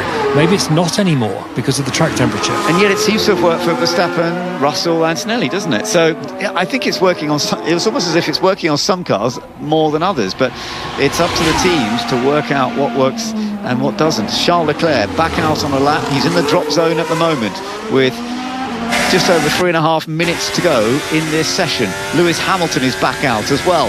Absolutely crucial that he puts together a better lap, because he's down in 10th place and is likely to be pushed out unless he comes up with a better lap. Lance Stroll, Gabriel Bortoleto in the drop zone, Alonso in the drop zone, and of course remember Ollie Behrman, he cannot set any times now. He's out of this session, so we know that he is definitely out in Q2. But who else is going to be out in Q2? We're going to find out in the next few moments. So to add to the tyre debate, Lando actually set his time on a used set of soft tyres, whereas the others behind were actually on a new set of tyres. We saw the Mercedes go out on a new medium tyre. I think that's kind of shown that they're at this point with the temps coming down, the soft tyre is actually the place to be, and they've all been using it in practice, thinking, oh no, the medium's going to outperform it, the soft is too soft now. Well, actually it's playing into the favours of the people who have actually banked on a set. It is fascinating, and it's so unpredictable. That was a very close run by Hamilton to the edge. Let's see how he comes out of turn 16. That was actually just about perfect onto the curb, but we're not going too wide, flat out. He's done a personal best in the middle sector. He's not going to be the fastest of all, but I think this should put him into a much safer position. Charles Leclerc also has got to move himself out of the drop zone right now. The elimination zone still seeing Charles Leclerc right now, but I think as long as we don't get a yellow flag, which of course might happen, Hamilton has gone over the line now, and that is... He's only 10th though, Hamilton, and behind him Alonso's finally getting some pace in on his run on these medium tyres. What's he going to do? Is he going to knock Hamilton out? That was surprising. I thought Hamilton was on a better lap than that, but he's only 10th. And if Alonso's just coming to the line now, Ben, let's see what lap time he does. Yes, he's gone up to 8th place. Hamilton's out. Wow. Unless he can get round to start another lap before the flag goes. That is, I mean, I'm surprised at Hamilton there, struggling. Let's just see, Leclerc is going to jump up. Leclerc coming over the line, he goes 4th, so Hamilton's now been pushed down to 12th. That is a huge contrast between the two teammates. They're on two different strategies, one on the medium, one on the soft, as we actually see a yellow flag come out, and now we're on board with Charles Leclerc. A little tap of the wall, but nothing to worry about. I'm interested to see if this yellow flag is going to stop running or not. Still seeing Charles Leclerc going down into turn 3, I believe, getting ever so close to the barrier. Hit quite a big hit actually. That's 2 wall hits, Abby, wasn't it? One at turn 2 where Behrman broke his suspension, and then one at turn 3 on the same lap by the looks of it. Yeah, there's a lot. So many of them are getting more oversteer than normal, and as you said, I think it's partly down to track temperature. Oscar Piastri is now trying to improve on what he is in at the moment. He's 6th fastest, but goes 2nd, and within a fraction of what his teammate Lando Norris has already done. But Lando is perfectly safe. Now, Bortoleto is trying to come up from 14th. He is putting together a better lap than we've seen. Lewis Hamilton is in the drop zone. And is he going to get over the line before the checkered flag? That's going to be close. I think he might just get over the line. Bortoleto coming over the line about now, and let's see where this puts him. Only 13th, I'm afraid. Yeah, it didn't improve in sector 3 there. On the lock stops on the exit of turn 16 was really pushing that medium. No, is Hamilton making it? I don't think he is. Yeah, Hamilton's coming to the box, so he's out. He's out. Out in Q2. The man who was fastest in free practice 2 yesterday, a winner here in the past, and it has all gone wrong for Lewis Hamilton. Hard to understand that because he's been showing some good pace this weekend, but even Charles Leclerc has been showing good pace, has struggled a bit with the car, but he has got up into that top 10 safely. Tsunoda is currently in the drop zone, although he is on a lap that's looking better right now. He may be able to move up. Yeah, I mean, it's disappointment for Ferrari there. He's been so strong, Lewis has, and his teammate, in contrast, being in P6, a 10th off with 2 hits to the wall on his lap as well. It all kind of went wrong. And Tsunoda's just got into the top 10 with that final lap, by the way. Just knocked Alonso out into 11th place. So Alonso's already had the checker flag, so that is it for Alonso. He's not made it through, nor has Hamilton. Let's just see. Max Verstappen goes fastest. It doesn't affect whether he was going to be in the Q3 or not. He was already going to be there, but that's a good lap by Verstappen. So the battle for pole is definitely going to be between Verstappen, Norris, Piastri, potentially even George Russell and Antonelli, and Charles Leclerc. I mean, it's a real mix. It's still unpredictable, but well done to Racing Bulls. Again, I think this is the first time they've managed to get into Q3 consecutively for this many times, and that's impressive. Liam Lawson in 7th place, Isaac Hadjar in 8th place, Carlos Sainz has made it into 9th, and Tsunoda just made it into 10th. But those that are out for the final part of qualifying are Fernando Alonso, Lewis Hamilton, Gabriel Bortoleto, Lance Stroll, and of course the man who hit the barrier too hard early in that session, Ollie Behrman. Yeah, that's heartbreak for Behrman, not being able to show his hand in this session, having an early out, as we hear from Bortoleto. I'm sorry guys, couldn't put in this time. No worries, mate. Still managed to out-qualify his teammate, of course. Yeah, I mean, a great showing from Bortoleto. He's still managing to put it P13, but it was a really disrupted session that I think that partially impacted the likes of Hamilton and some other drivers. Antonelli notably making the most of it when he was in that high-pressure scenario earlier, needing to get time in. But yeah, the disrupted session seems to have impacted quite a few people there. We're just looking at a view of Lance Stroll going into turn 1. Oh my goodness, he had an oversteer moment as he went through the apex, and he just managed to steer off into the escape area. Listen to the radio. Oh my God, man! What the was that?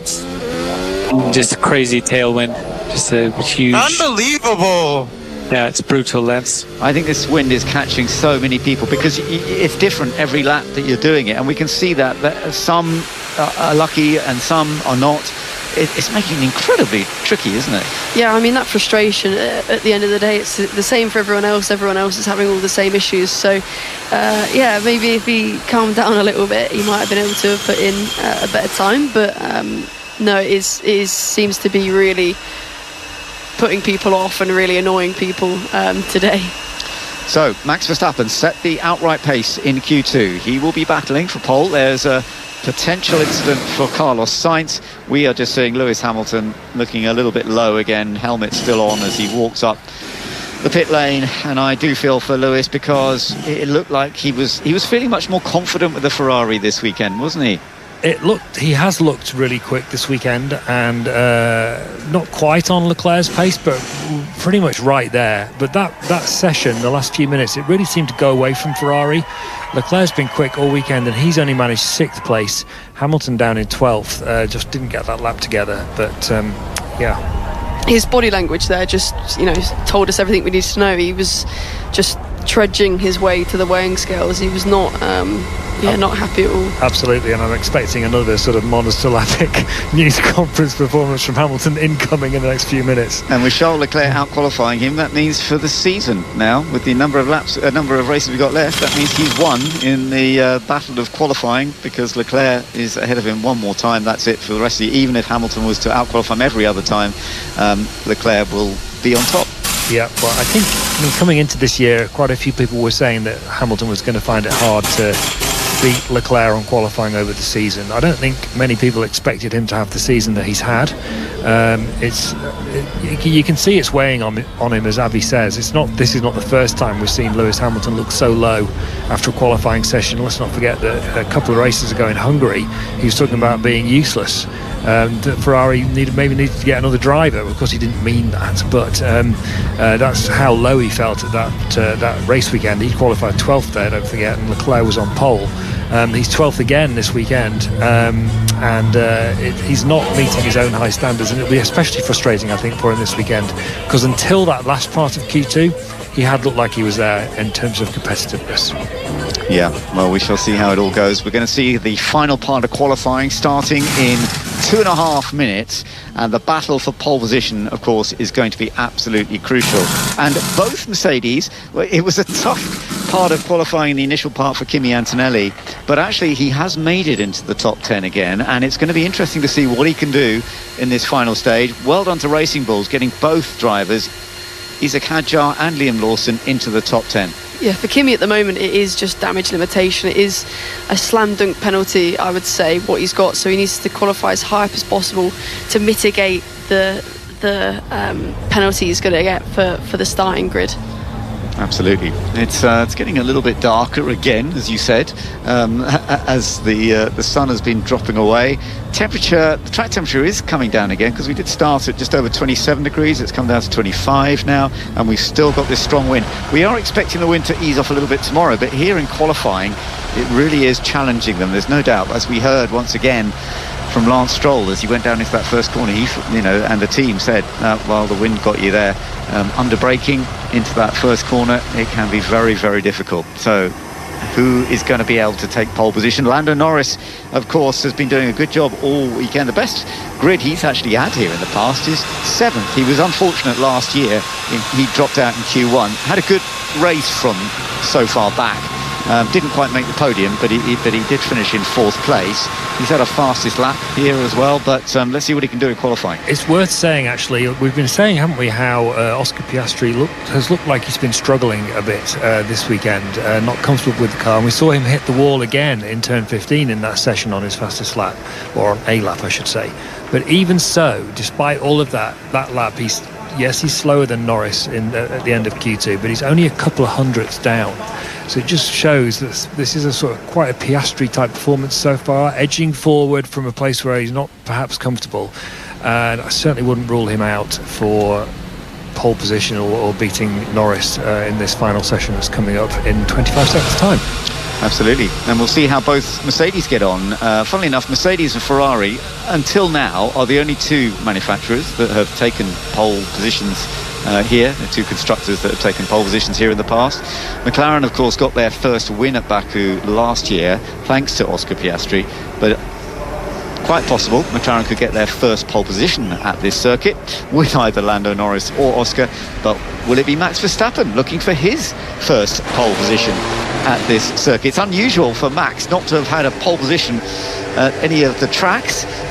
We shall see whether he's going to be able to do it on this occasion, and it would, if possible, be the first pole position for the Red Bull team at this Baku circuit, even though they've had 4 wins here in the past. How long do we think this 12-minute session is actually going to be? That's a good question. How many stoppages do we... how long into it do we think we're going to get a red flag? I'll tell you what's interesting. So we're just seeing the McLarens go out. They're both on medium tyres, but one of them is on used mediums and one of them is on new mediums. Let me just get this right. Yes, so Norris is on new and Piastri, I don't know, I can't remember which way round it was, but definitely whichever was the nearest car, Abby, in that camera shot was on the different set of tyres. I'll stop mumbling in a minute. We'll get an answer in a minute when they come out of the pits. But interesting, different strategy there. And we've got a mix of tyres again with the Mercedes and McLarens coming on the mediums and the Racing Bulls on the red. Interesting. Lawson saying on the radio that he's getting some drops of rain as he comes out of turn 1. Yeah, we saw actually the clouds coming over, and we had some rain at the start of the session, and then we went to the helicam and there was a few drops of rain on that, so I was wondering if we were going to get reports of rain. That could make the last 10 minutes here of Q3 very interesting. By the way, Carlos Sainz getting into the top 10 without Albon managing to do that. It's the first time he's ever out-qualified a teammate at Baku. He's never done that before. And he's got in the top 10. So for Carlos, this is an opportunity. We'll see what he can do. But George Russell, we're keeping an eye on. And he's out-qualified Antonelli 15-1 so far this season. But Antonelli, let's just see whether he can suddenly pull it together after what was a difficult start. We thought at one point he might be out in Q1. Antonelli has come back from that, thankfully. But now we're into the big battle up front between the two McLaren teammates, with Max Verstappen and with Leclerc, to see what he can do as well. So just to clarify that McLaren thing, Norris is on used mediums, only got a couple of laps on them, so that's not a whole qualifying lap on them. And Piastri's on the new mediums, but because of the way they've used their tyres through qualifying, they've both got new mediums for the second run. It's just that Norris has to use used ones for the first one. Okay, well, that's interesting. So if we see Piastri go quicker than Norris on the first run, that would be more down to tyres than anything, and it could still be a very close battle between them in the second. Tyres will be an influencing factor. We can't say for sure which way it would be, but certainly that's an advantage for the person on new tyres now for this run. What I think might be an even bigger influencing factor is there is a lot of rain dropping in the pit lane, and that first sector is going to be getting a bit slippy, although it doesn't look too bad now. For sure there was a lot dropping as we see Lando Norris go through turn 1 looking comfortable, going out into turn 2, making sure he's tidy on the exits, not touching them barriers, being careful of the white lines. As we're seeing more rain falling, it can make it quite difficult for these drivers. We might actually see a lap time come early in this Q3 session because of the conditions that could potentially worsen. You're absolutely right. This could be and we've got a yellow flag again, and it's down an escape road. And is that Russell? Yeah, George Russell. Yeah, it is.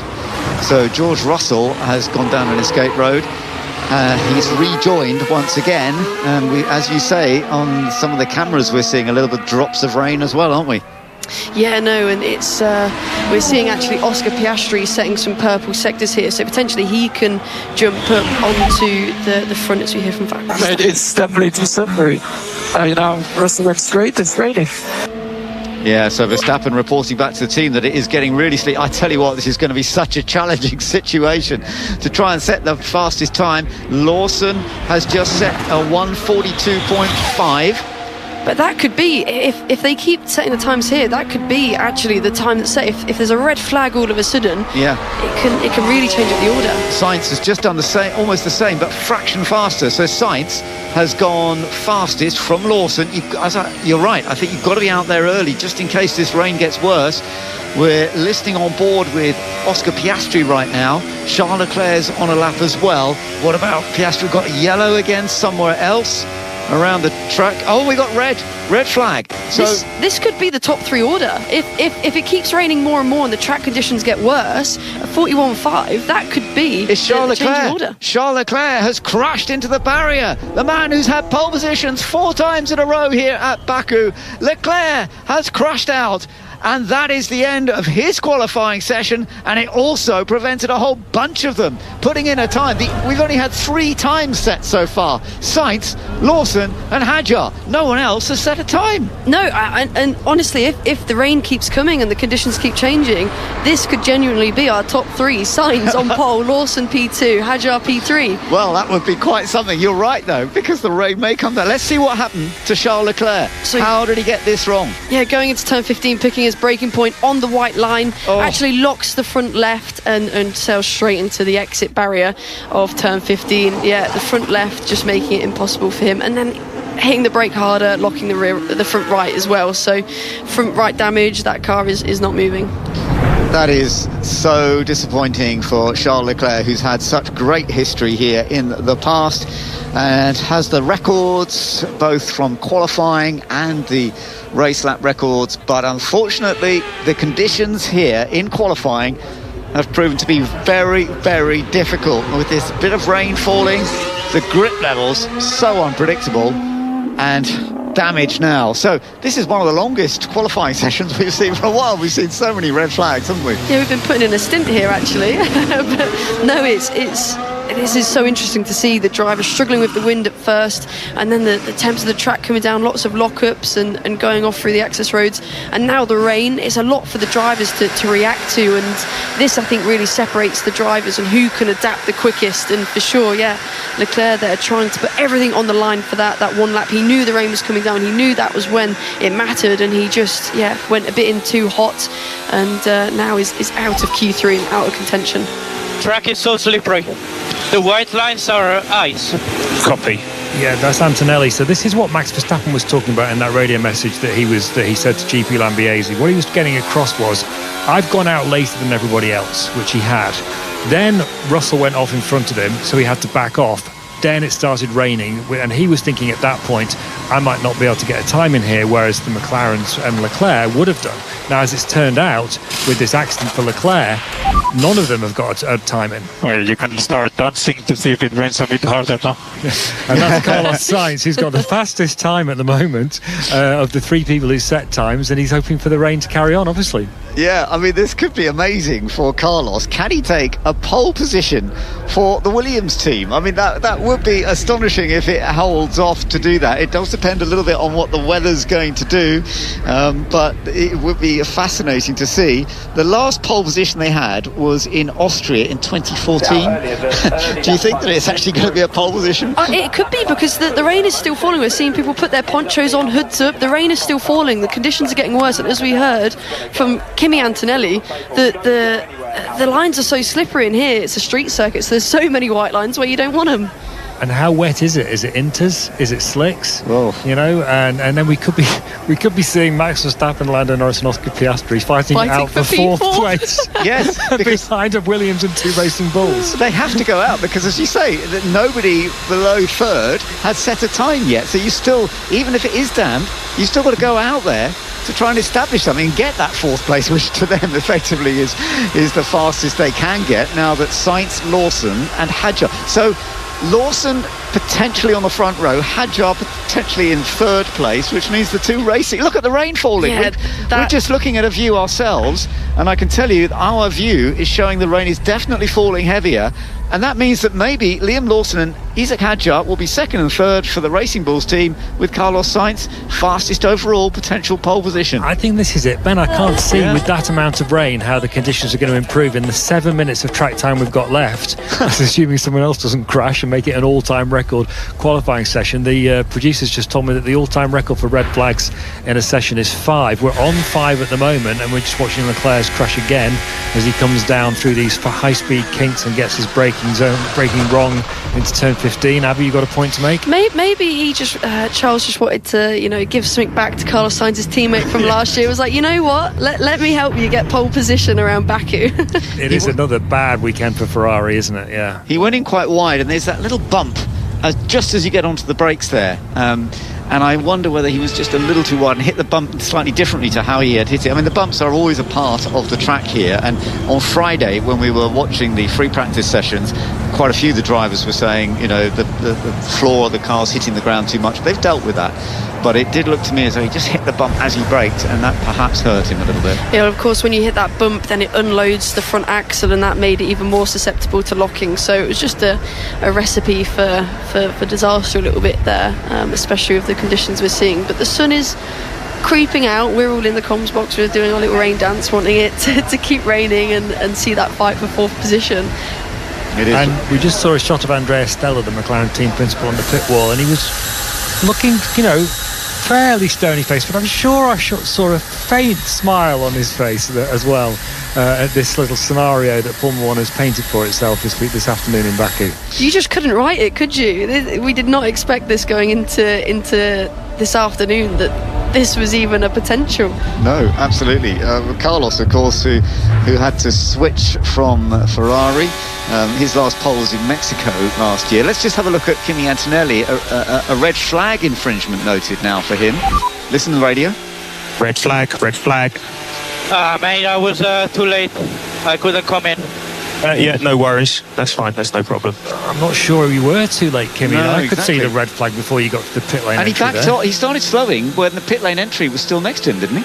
So the argument for this is that I'll give him the benefit of the doubt, as I always do. About white lines, aren't you? Yeah, Abby? the white lines. It's all down to the white lines. There's a dotted white line which the cars can cross, and he had enough time to potentially straddle that line.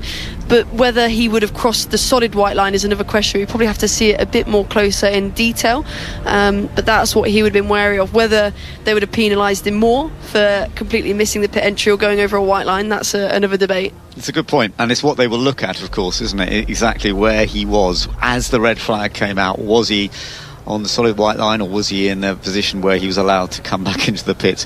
Max Verstappen is sitting in the pits at the moment, along with everybody else. Currently, no time set by Max, by Lando Norris, or by Oscar Piastri, the three who we kind of thought were going to set the pace. And it's not going to be Charles Leclerc because he's crashed out. And we still got the two Mercedes, George Russell and Kimi Antonelli and Tsunoda. But with this little bit of rain falling, we are wondering whether Carlos Sainz, who has set the pace so far, can be beaten.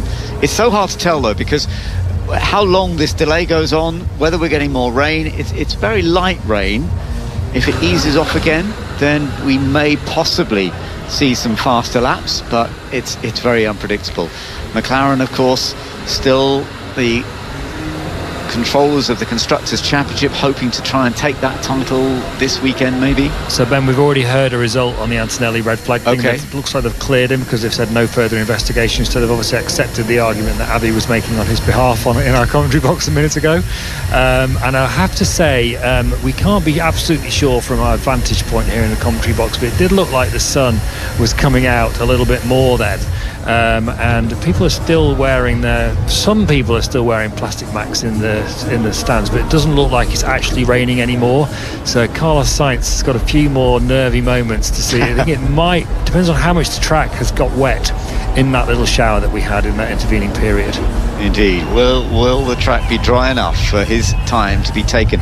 The lap time he did, a 1:41.5, is a pretty good lap time, but it's not the fastest we would see if it was dry, that's for sure. We've seen faster times than that so far this weekend, but it just depends. There's a lot of enthusiasm amongst the crowds, just waiting to see what's going to happen when we get this going again. Yeah, what we've got to wait and see is how much that track has gotten wet. It's sunny now, so it will dry fairly quick, but the white lines, that's the big thing. They take quite a while to rubber back in again, and there could be more interventions potentially with red flags. Maybe we can get the 6th and beat that record.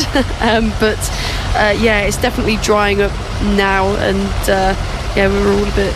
We kind of wanted to see a Carlos Sainz P1 potentially. Yeah, well, we might still, because of course the other thing is, although it's stopped raining by the looks of it, the sun is going down. It's becoming twilight in Baku. There's still plenty of daylight, don't get me wrong. It's not about to go dark, but with the sun setting in the way that it is, that means the track dries quite a lot slower than it would do in the middle of the day. So that's another thing to factor in as we wait to see exactly how this is going to play out. Is it wet tyres? Is it slick tyres? Is it going to get quicker? Is it not? Is Carlos Sainz going to be on pole for Williams for the first time? Let's find out soon. We still haven't got a time, have we, for a resumption of the session? Not yet, no. We're still waiting. I'm surprised it's taken quite this long, although of course the damage to Charles Leclerc's car and maybe some damage to the barrier, it may be that they're having to do a little bit of work on the barrier as well that he hit, which is taking a few moments to sort out before we've just seen. Oh, no, for a moment it looked like we're going to be getting going again, but no, we're not yet. We're not getting going yet. There will be 7 minutes, just over 7 minutes to run in the session once it does start, but we're not getting that sign just yet. We had another one of those confusing messages. We've got a green flag track clear message on the timing screens, which is not the same as telling us that the session is about to start. What I think that means is that they've finished the repair job on the barriers. Here we go, Q3 resuming at 5:37 local time, so that's 2:37 in 4 minutes time in the UK. And Carlos Sainz will be saying that's a bit too late. Could we have gone greener maybe a little bit sooner whilst it was still raining? Oh, this is going to be fascinating. Can they go quicker now? Is the track actually more slippery, or with the rain having stopped, are they now going to be able to put in some quicker times? So the fact that Carlos is potentially going to be on pole, I don't know. We're just having a quick view of Oscar Piastri, who's been going through a bit of a challenging time. He looks all set to give it a go and see whatever he can do. This is going to be a fascinating final part. Of course, with 7 minutes to go, it could go wrong. We could get another red flag before the end, couldn't we? Yeah, I mean, there's plenty of time for them to settle out, but it is that instance of, will there be yellow flags? Will there be another stoppage? Will it rain again? Who knows what will happen? It's really thrown everything at us, this qualifying session. Yeah, it has been a tough one for all of the teams. They'll be running late as well this evening, trying to get the cars ready for the race tomorrow. With all this extra time taking place in qualifying, so they'll have to send them out on slicks. Yes, because definitely. There's no if it's inters, then they're not going any faster. I mean, obviously they'll have to put on inters to decide the order of 4th to 10, but they have to go for the slicks first of all. Yes, and I don't think it's that wet out there actually that you'd want to be on inters. I think yes, there might be a few slippery patches, but it does look like it suits the slicks, doesn't it? Yeah, it only looked like a bit of rain in sector 1 and sector halfway into sector 2, so it's definitely not throughout the whole track it was raining, but it for sure was being called over the radio that it was a fair amount, so it will affect maybe the first few laps of this session, but definitely not in the window for intermediates or wet tyres for sure. And of course there's only 7 minutes left, so they've probably only got time for about 2 flying laps each, which means that's not, if the track is a little bit damp in sections, it's not really enough time or running to dry it out with the Formula 1 cars going over it. So here we go.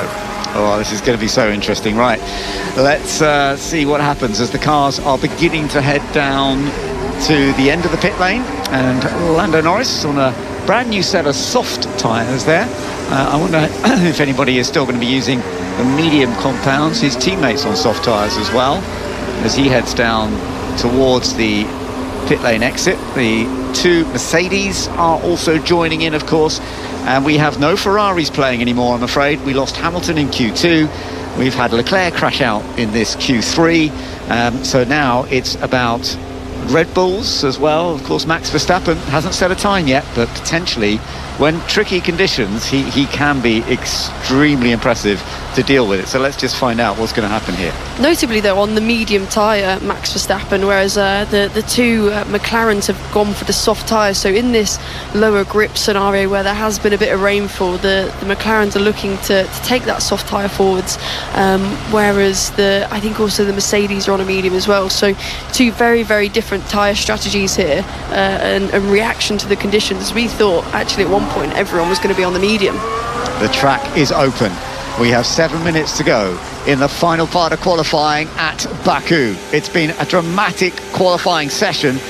Right now, Carlos Sainz is on potential pole position, and it does depend on the track grip, because we had a little bit of rain since Sainz set that pace, but it has stopped raining, and potentially the track could still be in good shape. They're all going back out on slick tyres, and we could see some faster time set by these star drivers. The battle between Lando Norris and Oscar Piastri for the Drivers' Championship. Max Verstappen a part of that, of course, as well, but further back we've seen good pace from both George Russell and Kimi Antonelli over the course of the weekend. This is so unpredictable. Yeah, looking at it, it's definitely a slick tyre, but you can see there is a little bit of greasiness to the surface, so it's going to be hard to get these tyres into that working window that they're all going to be targeting for these final two push laps they're going to try and get. Again, we'll see if there's stoppages that might end up giving them a bit more time in that sense to wait for the track to dry a bit, but we'll see. So just a reminder, only 3 times have been set so far in this session. Carlos Sainz fastest, Liam Lawson potentially on the front row if the track is more slippery now, and Isaac Hadjar, he set 3rd fastest time. But this could all change if the track is grippy enough. Then we will see some faster times set by the likes of Verstappen, Norris, Piastri, Russell, Antonelli, not Leclerc because he's out, and Tsunoda, I notice, is in the pit still, hasn't come back out onto the track just yet, but Max Verstappen is about to go onto a fast lap. I think it's going to be a case of whoever crosses the line last and sets the time at the end of the session is going to be in the best window and the best track condition to go and improve on their time. And that's where it could play into Verstappen's hands, because he's on the medium tyre, so it's more durable, and he's got time for 2 flying laps. Yeah. We've all got time for 2 flying laps, but McLaren are on the soft, which won't last as well into a second flying lap. I agree. I almost wonder with Red Bull, was it worth putting a little bit more fuel in if he's on medium tyres and just let him stay out there, and by the end of the session it could be at its best? Well, we'll find out. I think they'll all stay out then from now to the end. I don't think it's time to come in again. Okay. Yes, absolutely. The time is cutting away very quickly. Right, he's just done the best first sector. So that's proving to us, Abby, that the track is not too slippery, even though we had that bit of rain earlier. Yeah, he looked like it was taking it fairly steady as well, so I was surprised to see him get that purple sector, as he was definitely being mindful, and he's building up to it, as we heard Benson say. He's going to be targeting to be the last one over the line to get the best conditions and use that medium compound with the prolonged life. The question is whether it's going to have this pace all around the track. Are there some areas where it's not so good? But the first sector is looking very good. He's about to come down to the second sector. He just about made it through that section all right. And it's a fraction slower in the second sector. Lando Norris is going very quickly in that first sector. But I think this track is going to be faster. Yeah, yellow flag now, so potentially going to be another stoppage. Red flag, as we see, red flag.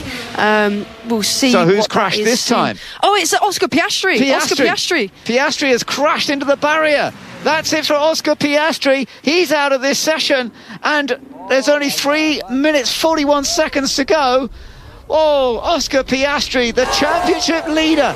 And there are so many McLaren fans. He says he's okay on radio, but he's hit the barrier very hard. And there's only 3 minutes 40 left, so that leaves everyone only 1 lap to try and improve and set a lap time. You've got to be really tidy, but that McLaren looks really worse for wear. That's a big job for the boys and girls at McLaren tonight to fix that ready for tomorrow. For the championship leader, that is absolute heartbreak. It is, and it means, of course, there is a real chance for Lando Norris to be way ahead of him on the grid when we get into the final stages of this, because they will be coming back out again, but my goodness. This is what a the most bizarre extraordinary day. session I think I've ever seen. This is now a record number of red flags in a qualifying session. Here we are, Abby, coming into turn 3. He's going to get his braking wrong, isn't he? Yeah, maybe on the white line it looks potentially... No, just asking a lot on the track surface that isn't there. Locked up the front left whilst turning in and completely just sailed past the corner. And I think that's his first mistake all year, probably, unless you count, well, there's a spin in the wet in Australia on the first race of the season, but apart from that, he's not really made any mistakes all year. No, and he's finished every race this year, hasn't he? But I mean, this isn't the race, this is qualifying, but as you say, it's the first sort of big mistake we've seen from Oscar Piastri, and there's some astonishment from the fans looking down there to see what's happened, but he has damaged it hard too. I mean, he's hit that barrier pretty hard. Yeah, I was going to say, it's not like what we've seen from Ollie Behrman, where he's just knocked the wheel out of alignment and had to pull over. That is a huge impact on the front end for Oscar. Hopefully took his hands off the wheel. We've not seen a proper onboard to see if he took his hands off the wheel, making sure he protects his hands as well, as that's a potential. He looked fine as he was walking away there, didn't he? We just saw a picture of him sitting down looking very sorry for himself initially. He'd taken his helmet off, but you could see the look on his face. He was very downcast, but he got up, walked away. He was putting his gloves inside his helmet to walk back to the pits, and there didn't look to be any obvious injuries there. So, but remember, none of them actually got to set a time because the red flag came out before they actually got over the line, even though Max was getting very close to the line. How would it work actually if no one was to end up setting a time going forward from this? I think they have to go back to, well, the top 3 stays the top 3 and then the rest of them probably go in Q2 order, probably, I guess. I don't know. We've never had this situation. I don't think it's ever happened, no. Maybe if Carlos Sainz is beaming a tour, he's like, yes, everyone just keep going off, keep giving me red flags and make the session so no one can improve. Well, let's see. I mean, in theory there is just enough time to get out, do one flying lap, as and that's you said. it. And that's it. But if somebody hits the barrier again when we get out there and there's another red flag and everyone else has to back off, I think it's going to make a difficult situation. It's worth saying here, I mean, we're kind of laughing at this and making light of it, but 7 drivers have crashed. 7 Formula 1 drivers have crashed in one qualifying session. I think that says a lot about just how tricky the conditions are, Abby, don't you? Yeah, as we said, they keep changing with the track temps coming down, the wind, the gusts of wind that they've been complaining about, especially Lance Stroll with that frustrating radio message we heard earlier, the rain that's come into play, and of course being a street circuit is naturally very, very unforgiving, so lots and lots of yellow flags going down escape roads, but then even more obviously the red flags causing stoppages in this qualifying session. Absolutely. Well, it is one of the most remarkable qualifying sessions I've seen in a long time, but it's not over yet, and in theory we could still get a complete change, but right now it is still potentially Carlos Sainz on the pole position for the first time for Williams since 2014. Is that going to stay that way? I think we're going to get some laps in, but and certainly looking at the sector times, the first sector was going well, but then of course when Piastri went off, everyone else had to back out, and we didn't get to see a complete lap time by anybody else. The likes of Verstappen, Norris, Piastri, Russell, Antonelli and Tsunoda, none of them set a time. Just looking back at Max, he was the first, wasn't he? He was so close to the line before then the reds came out. Yeah, I was about to say the frustration actually for Max as you hear his radio. Red flag, Max. I can't make pit entry. Yeah, that's okay. Yeah, and that's actually the same thing as Antonelli. He'd just gone past the pit entry. He realised, as you were telling us, he couldn't go across that solid white line, and he didn't. Yeah, so that will have the same outcome as Kimi's, as there was no further investigation on that. But for Max, the frustration was not only with the red flag, meaning he couldn't box, but also he was so close to finishing his lap, was so close to setting that lap time. So that would have made a world of difference and give him that confidence and stability, let's say, moving forward. But as a driver, I know how frustrating it is to be inches away from going over the start finish and then having the red flag come out. Yeah, I know, it's a tricky situation, isn't it? It really is, but well, we'll just have to wait and see. You've had the most pole positions in F1 Academy, haven't you, over the years? I think so. Yeah, 12 pole positions you've had in F1 Academy. Very, very impressive. But you've had to deal with situations. You've had to deal with situations like this. Yes, yeah, it is really frustrating. Of course, through our junior careers, all drivers go through lots of different situations, and this comes into play one or two more times than you'd like in junior categories. There notoriously is some red flags and yellow flags in qualifying. I mean, I was going to say sometimes more so than F1, is that we're all learning and we're going through them learning processes. But actually, I can't really compare it to the session we've been going through today. But it's something that as a driver you've got to mentally okay, well, that's in the past now. I need to move forward. And for the likes of a really downbeat Oscar Piastri that we're seeing right now, this is another step in that. He needs to make sure he puts today behind him. It's something that's happened now. He can't change that and move forward to the race. And as he's leading the Drivers' Championship, he needs to remember that he's the one they're chasing, and he's the one that's been setting the benchmark. As we're seeing more rain. More rain coming in. And as you say, I mean, remember, Piastri has a 31-point advantage over Lando Norris, but Piastri is going to be starting down in, I presume it's going to be 9th place, because Leclerc went out first in this session, so I presume that we'll have to see how it all works out in the end. I presume he'll start 9th, but if Lando can get himself up front, but now you're saying rain, what is that going to do? I'm just so baffled. We're going to see Carlos Sainz be on pole for the Baku Grand Prix in a Williams. That is incredible. Yeah, it is absolutely remarkable. We're just having a look at the replay of Oscar Piastri having this incident. He brakes, turns in, and then he's just going in so quick that there's just no chance. He can't come off the brakes and slams into the barrier. Yeah, so at what point can you bail out? And he was quite progressed into the corner, unlike what we saw with Nico earlier, where he had a lot of time to react and to bail out. In turn 3, it's very unforgiving there, and Oscar didn't really have enough time to bail out there.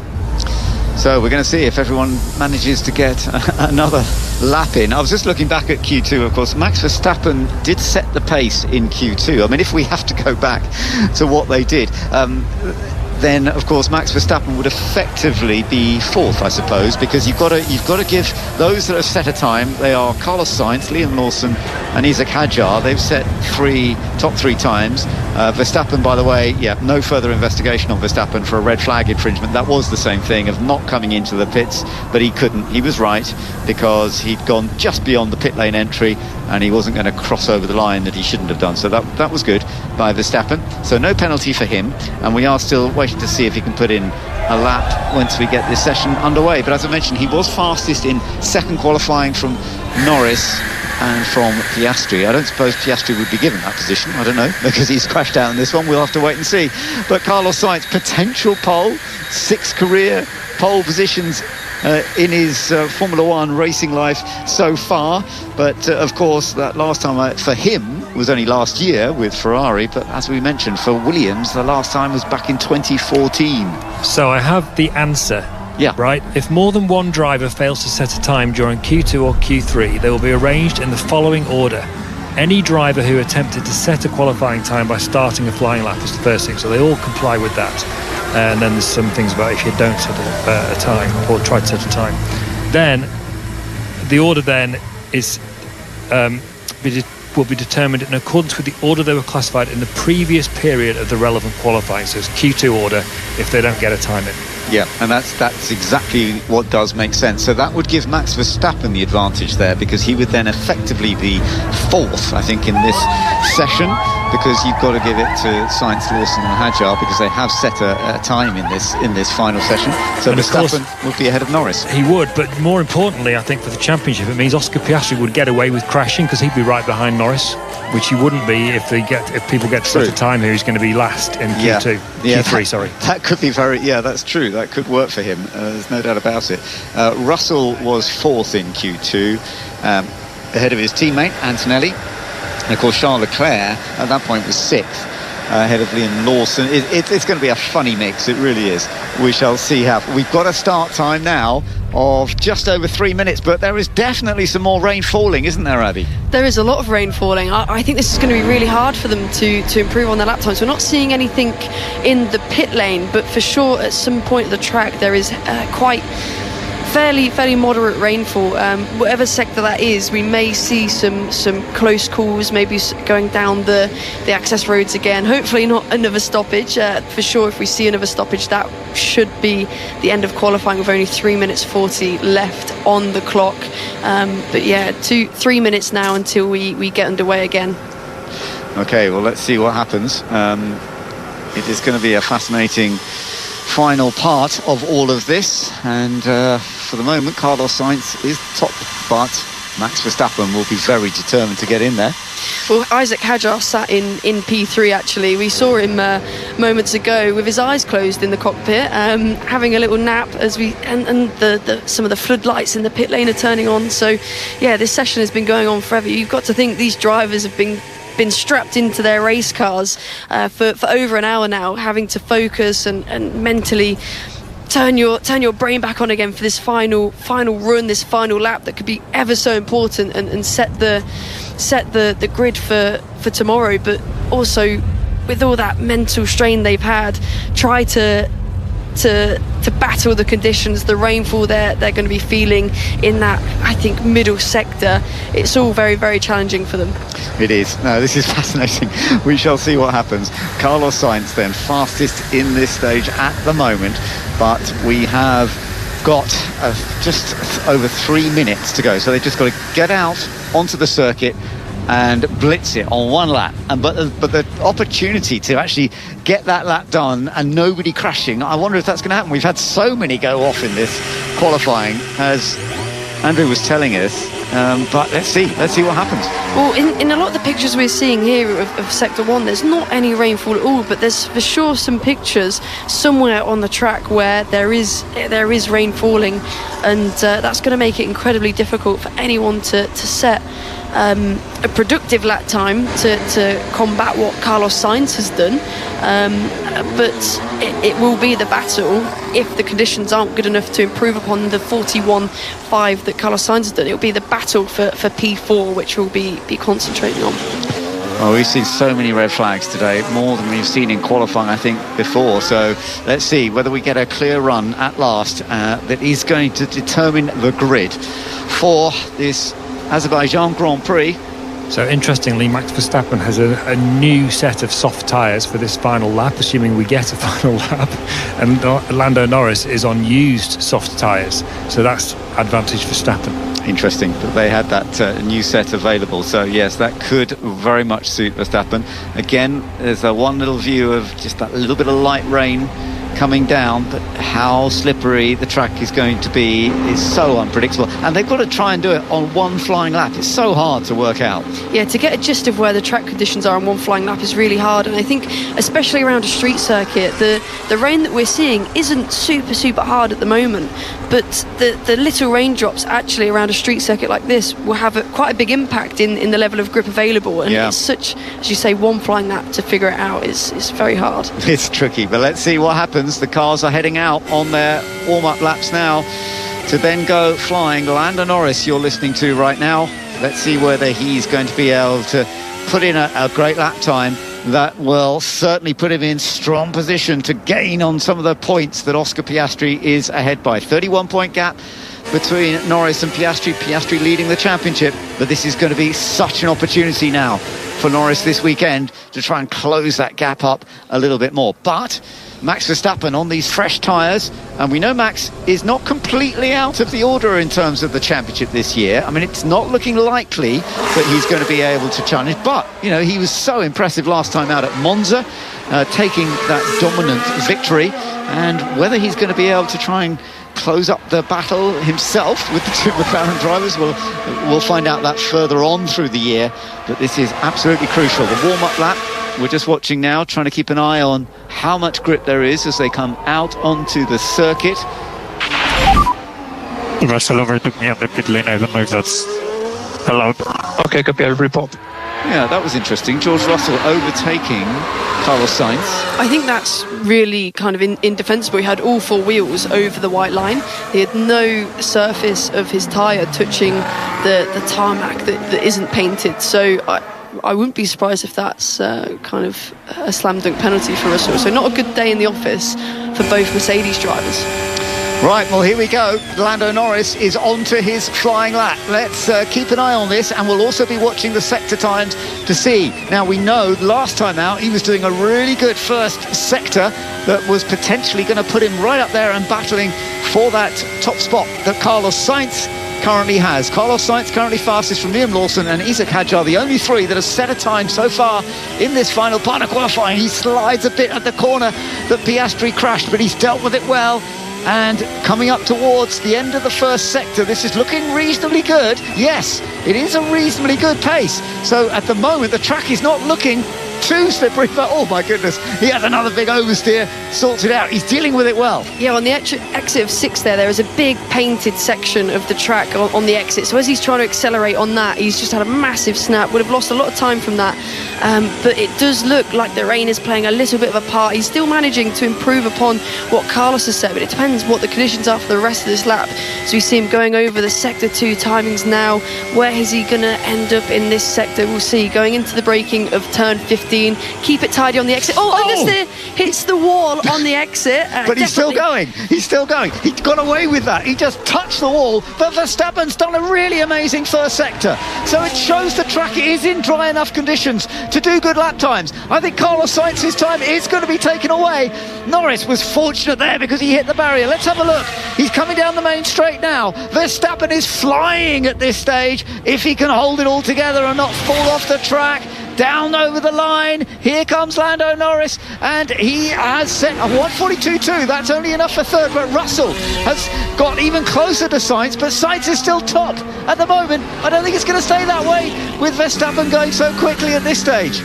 But it's wet in the middle sector, so he's really going to have to really nail it down as he's actually still improving on Sainz. So it looks like potentially the only drivers to manage to get Sainz off the top step is going to be Verstappen. We'll see as Lawson jumps up to P2 as well, Antonelli P3. Yeah, but look at this, Max Verstappen coming down towards the line. Is he going to snatch the pole position? Yes, I think he is. Verstappen just coming over the line, and he has done a 1:41.117. Max Verstappen has taken pole position, beating Carlos Sainz, and he's the only one who's managed to beat Sainz in this session when it's got restarted, and Red Bull getting very, very excited. It's the first time that they have managed to take that very, very good pole position. Impressive stuff, but Carlos Sainz will end up on the front row. But Lando Norris, both the McLarens in P7 and P9, not able to actually put in any lap time. Turn 15 hitting the wall, really when it mattered, Lando didn't manage to put it in, and that would have made a huge difference going into tomorrow for the Drivers' Championship.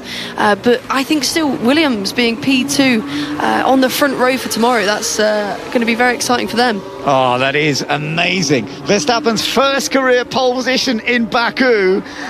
6 poles this year now. He has taken more than anybody else, and doing it on such a tricky situation. So impressive. Nice job, Max. Nice job. It's pole position. Effort. Yes! Yes, guys. Unbelievable. Very, very lovely that. It's such a difficult qualifying with the red flags. Woo! Well done. Well, Max Verstappen has taken that pole position. Those fresh, soft tyres, they work well, but his talent as well on a track which is unpredictable. But let's just bear in mind that Carlos Sainz will be on the front row. Let's listen to him. Really good pit job. Amazing job. Difficult session. Thank you, guys. Vamos, Carlos. Well done. It's a brilliant qualifying session. Wow, that was tough. Well done. Thank you, guys. Amazing. Thank you. Liam Lawson is going to be third on the grid. That's by far his best qualifying performance. Racing for the Racing Bulls, that is so good for him.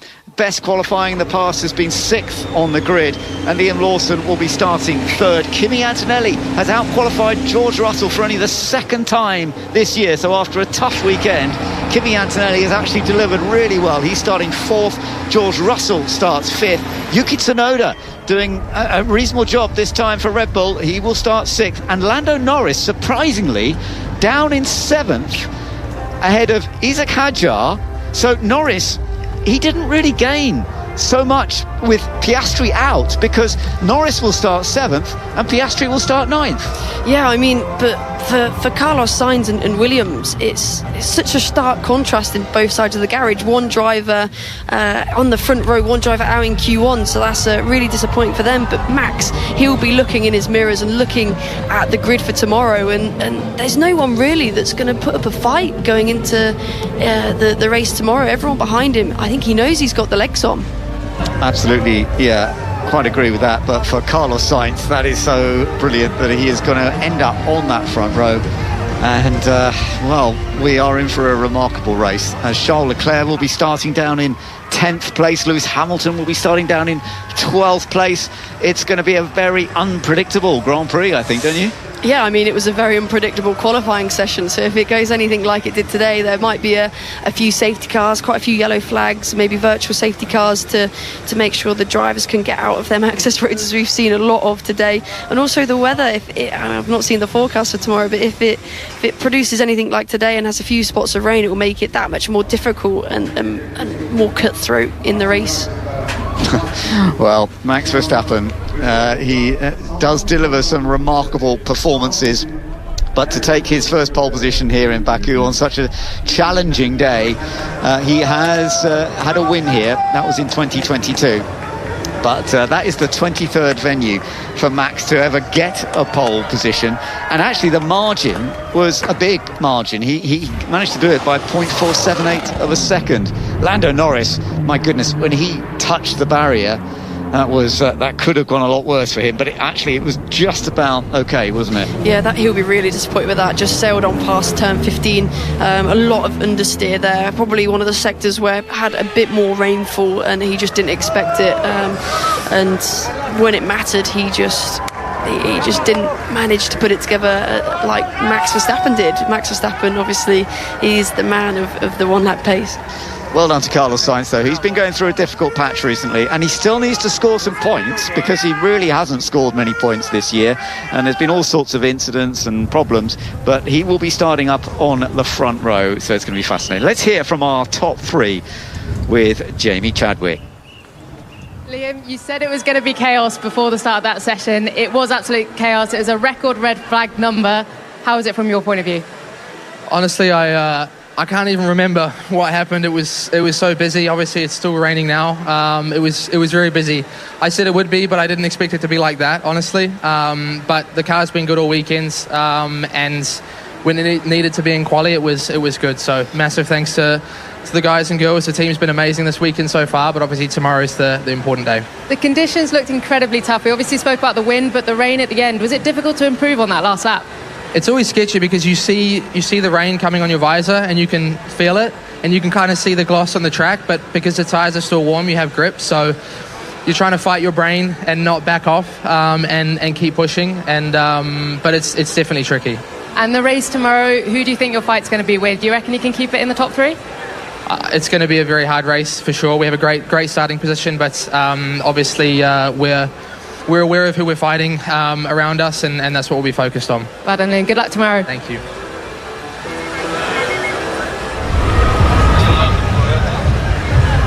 We are just waiting for our second fastest to head over, Carlos Sainz. After at one point we thought he might be starting from pole. I don't want to say I'm surprised to see you. We thought maybe there was going to be a pole position there, but how happy can you be with P2? Well, thank you everyone for the cheers. Yeah, very happy, honestly. We've nailed the qualifying today. Every time being on the right tire at the right time and putting together some very strong laps. Obviously, the moment that a top car was going to put a lap together, we were always going to be those 4 or 5 tenths behind, like we are always. But it was only one of them, which was Max, not surprised. And for the rest, we managed to beat them. And yeah, we were in P2, which is great news.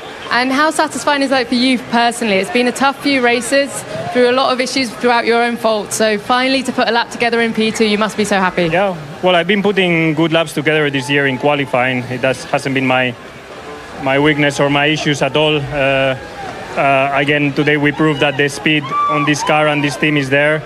I'm delivering in qualifying when it counts, and unfortunately just the year in terms of races and points is not going the way we want, but as long as the speed is there, which again today proves, the points and the good races will come, and I'm not worried. What's the aim for tomorrow? Thank you. Plan for tomorrow? Yeah. Plan for tomorrow, try stick it in the podium. I think I'm going to give it my best to give Williams the first podium. If it's possible, great, and if it's not, we will see. Good luck. Thank you. Well, Max, a first pole position at Baku, an unbelievable lap in tricky conditions. How was it out there? Long qualifying, to be honest, with so many red flags, so it was very difficult to basically get your lap together, because most of the time your tires are not really ready, or again a red flag happens. So especially Q3 with also a bit of rain around, it was a very difficult session. And then in the final lap you just have to send it. I wasn't even on the best tires that I wanted, but because of all the red flags you basically run out of tires. And I'm very happy with so far how the weekend went, because I think from FP1 we were not too bad, and we just kept on improving a tiny amount, and then we were there in qualifying, and that's of course where it matters. You seem to unlock something after Monza. Do you think even despite the interruptions and the red flags and what have you, you still had a chance for pole today, or do you think these conditions seem to suit you best? No, I think we definitely were in there for pole. Of course, Q3 is always a bit messy for everyone. But I'm just happy. It seems like since Monza we're doing a better job, and I hope that we can continue in that way. And starting on pole position, it's a really short run down into turn one, but surely your goal is just to take it home tomorrow. Yeah, still, again, long race. Of course, you want to have a good start, but even then we just need to do our own race, look after our tires, because it's still quite tough on the tires around here because of the softer compounds, and then we'll see what happens. Good luck. Thank you. Well, what a remarkable day we have seen in qualifying. Abby, your final thoughts after what has been a remarkable qualifying? I mean, it's been crazy, but Liam Lawson there in that last Q3, he was in P2 and then got his times taken away, dropped down the order, and then managed to put that lap back in, whereas we saw his teammate Isaac not managed to make that difference. So for me, Liam setting that lap at the end was really impressive. But yeah, up and down for drivers. 7 drivers, the best in the world, not managing to set time and crashing off. So even Baku testing the best of them. Well, we'll be looking forward to the Grand Prix tomorrow, midday on Radio 5 Live and on Sports Extra. But it's now time to hand over to Kat Merchant and Claire Thomas for the semi-final of the Women's Rugby World Cup. Thank you very much, Ben. Thank you, everybody. And welcome back, listeners, to Ashton Gate.